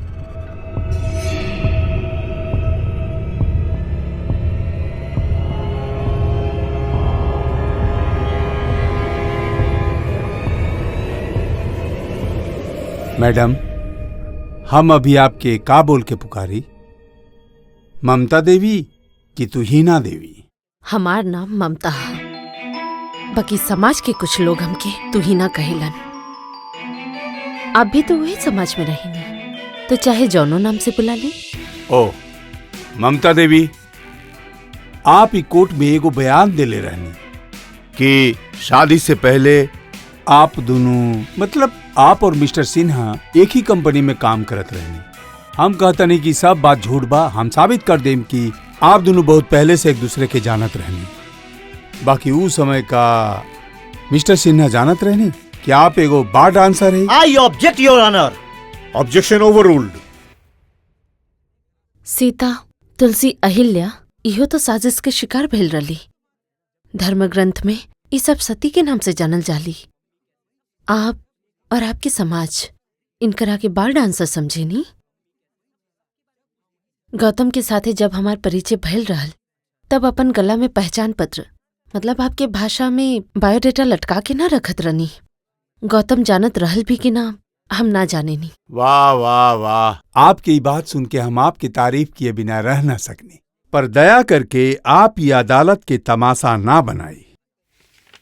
ममता देवी, अब जौन सवाल हम आपसे पूछे जाता नहीं वो सुन के शायद आपके बुरा लगे, बाकी अदालत खातिर हमार सब सवाल के जवाब मिलल बहुत जरूरी बा।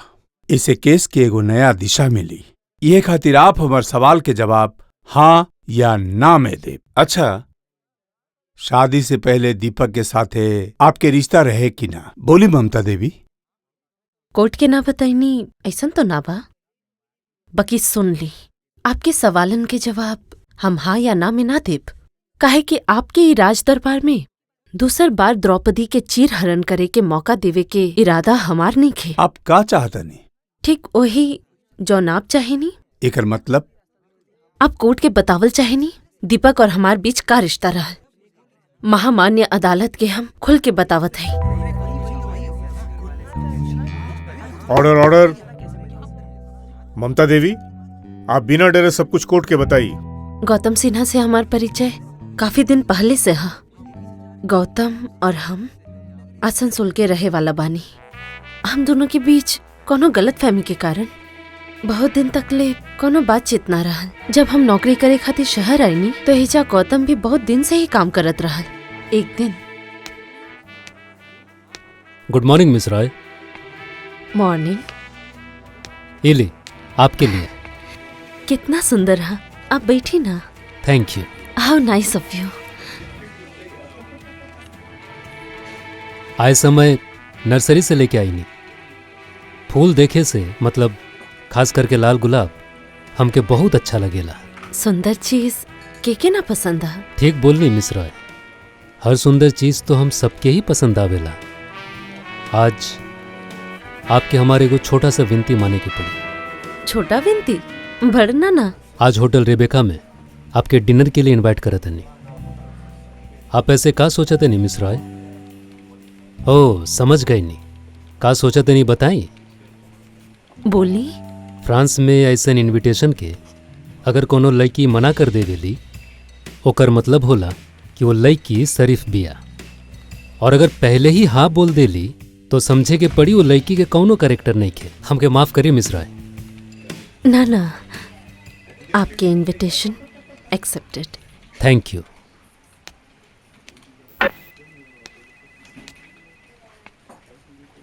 बैठ सके नहीं? काम में बहुत बिजी बाड़ू।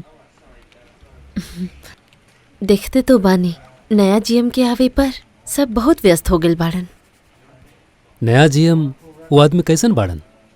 स्ट्रिक्ट, बुद्धिमान, क्विक डिसीजन लेवेलन। हमके सिर्फ जाने के बा कि हम जो तारा के शादी के प्रस्ताव देले रहनी ओकर का भइल। पहले तो तू कोनो जवाब ना देलू, यही खातिर। असल में ई बारे में हम कुछ सोचले नहीं की।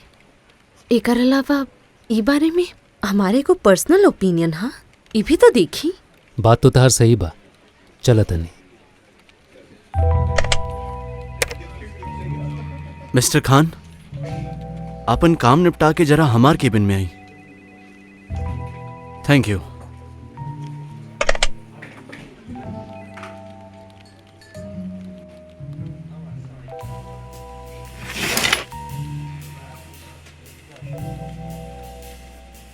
ममता, और कितना दिन हमके अकेला रह पड़ी।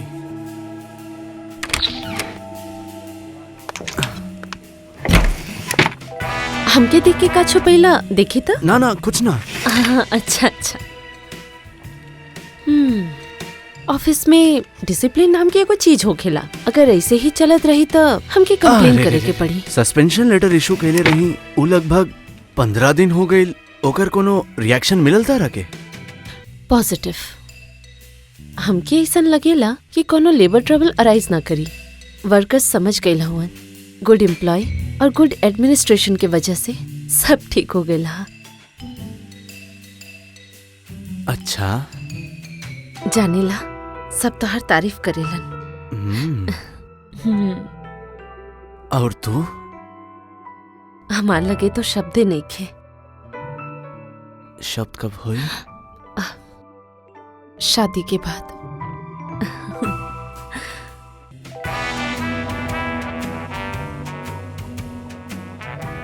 और ये बीच हमार शादी हो गई, और जब हम माई बने वाली रहनी तब गौतम हमार नौकरी छुड़वा देलस। एकर बाद आयल हमनी के राहुल। योर ऑनर, वकील साहब मिस्टर मेहरा अदालत के हमार अतीत की कहानी सुनावल चाहत रहलन। हम वो सब खुदे बता देनी। एकर बाद जेकर जौन मर्जी वो वैसन समझ सकेला। एकर मतलब आप ही मानत नहीं कि आप मिस्टर दीपक के साथ प्यार करत रहनी। हमके जौन कहे के रहल हम कह देनी। आज के लिए कोर्ट मुलतवी करल जाता।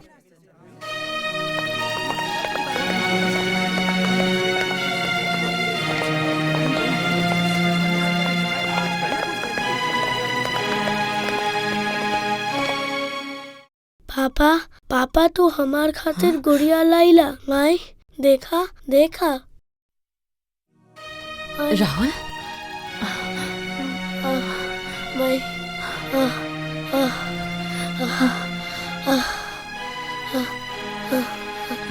राहुल बेटा कबील बोला हमके। ना दे पापा। पापा पापा रुका मत जा। पापा रुका। पापा रुका। पापा अब हम क्या करें? भगवान, हम पापा के पास जाए। हम पापा के पास जाए।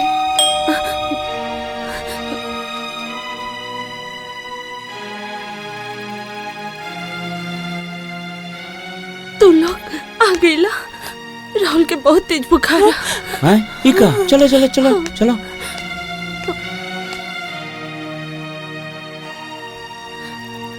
रोत काहे बारू? हमनी के तो आ गइल बानी, मत रोआ। राहुल के ऐसन हालत, गौतम के फांसी के सजा। अच्छा, तू दोनों के बीच में ऐसन का भइल उहे नहीं के समझ में आवत। गौतम अपने बाप के काहे मरलस उहो समझ में नहीं आवत। गौतम अपन बाप से बहुत प्यार करत रहलस, ये बात तो तुहो जानलिस। सब हमार किस्मत है भैया। किस्मत खुद लिखे के पड़ेला।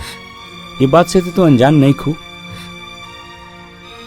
लेकिन कहवा एगो गंडोगोल बा।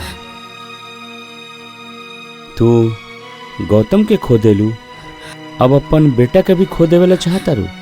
ना ना, राहुल के हम ना खो सकेनी, वरना दीपक से इतना सारा पैसा उधार लेके ओके मौत के मुंह से वापस लेके काहे आई थी। हम तो माई हैं, हमें के तकलीफ में कैसे देख सकेनी। वो दिन के बाद से ही गौतम से हम धीरे धीरे दूरी बना लेनी। उ लड़का तोहर दोस्त नहीं खे, दुश्मन बा ममता, यही से तोरा प्रायश्चित तो करे के ही पड़ी। भाभी, औरत बनी यह से प्रायश्चित करे के पड़ी। हाँ, हम तय कैले हैं, आज हम गौतम के वकील से जरूर मिलब और तू चलबू हमके लेके। हाँ, हम उनकरा के सब बात बोल दे। जीवन के कीमत बहुत बा, पैसा से ना खरीदल जाला। हमनी के तो तू देखत बारू, हमनी के पास सब बा, लेकिन अपन कोनो संतान नहीं खे। सुना हो, राहुल की तबीयत और ज्यादा खराब होता, जल्दी डॉक्टर के बुलावा, जल्दी डॉक्टर के बुलावा। हम एगो टैक्सी बुलावत हूँ, एक अस्पताल ले जाके पड़ी। तू लोग जल्दी जल्दी रेडी हो जा। राहुल, राहुल, राहुल,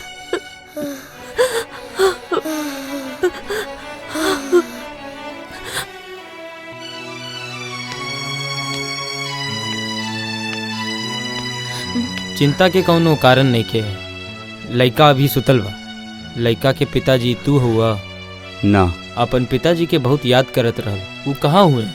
ओकर पिताजी के आइल का बहुत जरूरी बा, लेकिन वो तो वही जेल में बाड़न। I am sorry. ठीक बा, रह दा। तू अब वही एजिए रहल एक आदमी के बहुते जरूरत बा। हम ममता के लेके वकील साहब के घरे जाते हैं। अच्छा। हाँ, आवा ममता, आवा, चला आवा। ममता देवी, हम आपके सब बात पर भरोसा करेनी, लेकिन दिक्कत कहाँ बा पता बा तरुण जी? ममता देवी आज एगो सरकारी गवाह बन गइल बानी और हम एगो डिफेंस काउंसिल है। ई तो कोनो डिवोर्स के केस बा ना कि बैठ के बात करके ठीक हो जाई। ई एगो मर्डर केस बा। देखी वकील साहब, ममता और गौतम के इकलौता संतान अस्पताल में जिंदगी और मौत से लड़ता। 3 गो जिंदगी बचाए खातिर हम आपके पास आयल बानी।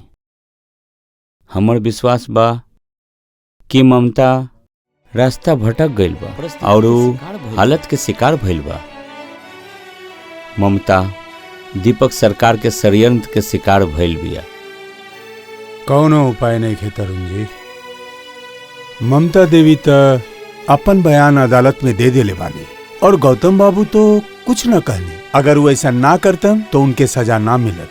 बात का बा आपके पता बा, गौतम बहुत स्वाभिमानी आदमी बा। ममता गौतम के नाम पे पुलिस से शिकायत कर ले बिया। ये गौतम कबहू न सोच सकत रहे।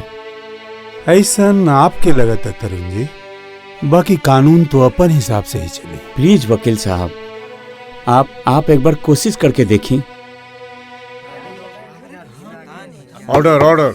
ममता देवी, आप हमारे सवाल के ठीक से समझ के जवाब देब। आपका गौतम जी के उनकर बाबूजी के इंजेक्शन लगेते अपन आँख से देख ले रहनी? हाँ। एकर मतलब आप ही साफ साफ देख ले रहनी कि गौतम जी शरीर के कौन हिस्सा में इंजेक्शन लगैले रहलन? Objection your honour. Objection overruled. Thank you. का भइल, चुप काहे हो गई नी? जवाब दी।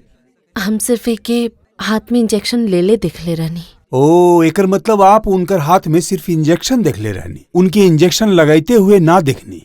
That's all your honour.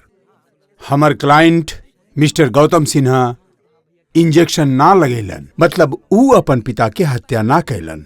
Your honour, हमार मुवक्किल दोस्त से हम एक सवाल पूछे चाहतानी। फिंगरप्रिंट के रिपोर्ट के अनुसार सिरिंज के ऊपर मिस्टर गौतम सिन्हा और डॉक्टर के उंगली के निशान पाइल गईल है, तो फिर तो इससे का साबित होता योर ऑनर? अगर इंजेक्शन के ऊपर उनकर फिंगरप्रिंट मिलल बा तो ऐसे ई बात साबित ना होत बा कि गौतम जी ही अपन पिता के खून कैले बाड़न। तब फिर ई खून के कैले बा माय लॉर्ड? ई तो महामान्य अदालत ही बताई हन। हम ई बात साबित कर देले बानी कि हमार क्लाइंट मिस्टर गौतम बिल्कुल निर्दोष बाड़न, काहे कि ममता देवी उनके इंजेक्शन लगेते हुए ना देखनी। ममता देवी के बाद से तो यही साबित होता।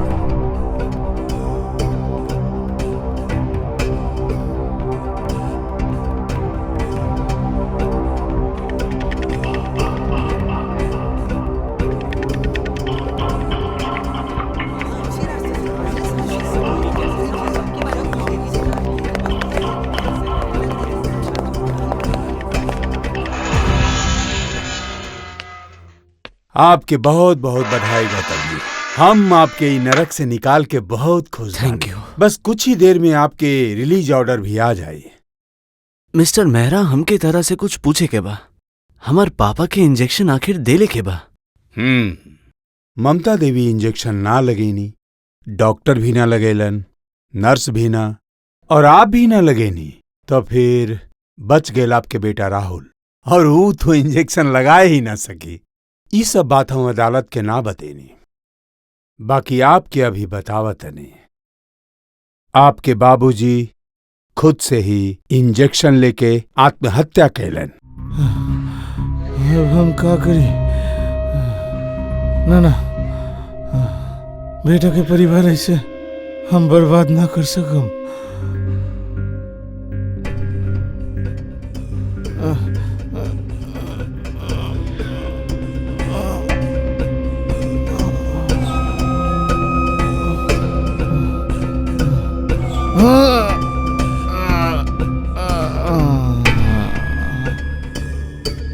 तो फिर पापा के फिंगरप्रिंट सिरिंज पे काहे ना मिलल?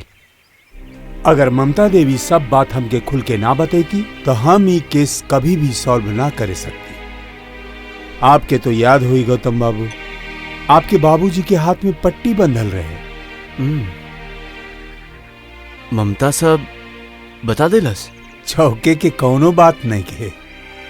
सती के देश बाई भारतवर्ष, हर एक परीक्षा में उत्तीर्ण ममता देवी वो अग्नि कन्या बाड़ी। कौनो भी पाप ओके कभी भी ना छू सकेला। गौतम बाबू, श्री राम सीता जी के परीक्षा लेके जो भूल कैले रहलन, आप वो भूल के मत दोहराए गौतम बाबू। अच्छा, अब हम चलत नहीं। आपके रिलीज ऑर्डर बहुत जल्द आ जाएगी, डोंट वरी।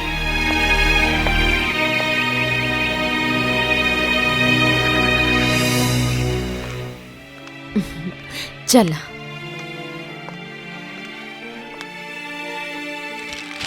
देखा तो बेटा, तहर खातिर हम का ले बानी। कल हम लोग घूमे चलब, ठीक है? अच्छा, तो फिर कल स्कूल ना जाए? कल हम लोग पापा के पास जाए। बहुत बढ़िया, पापा से मिलम। लेकिन माई, हम पापा के साथ रहम। ठीक है बेटा, तो फिर हम कहीं बहुत दूर चल जाए, वापस ना आए, आकाश के तारा बन जाए, तू हमके पकड़े भी ना सकबा। माई, तू रोआ था रू। ना बेटा, तू कहीं मत जाए हमारी, तू हमारे साथ रह।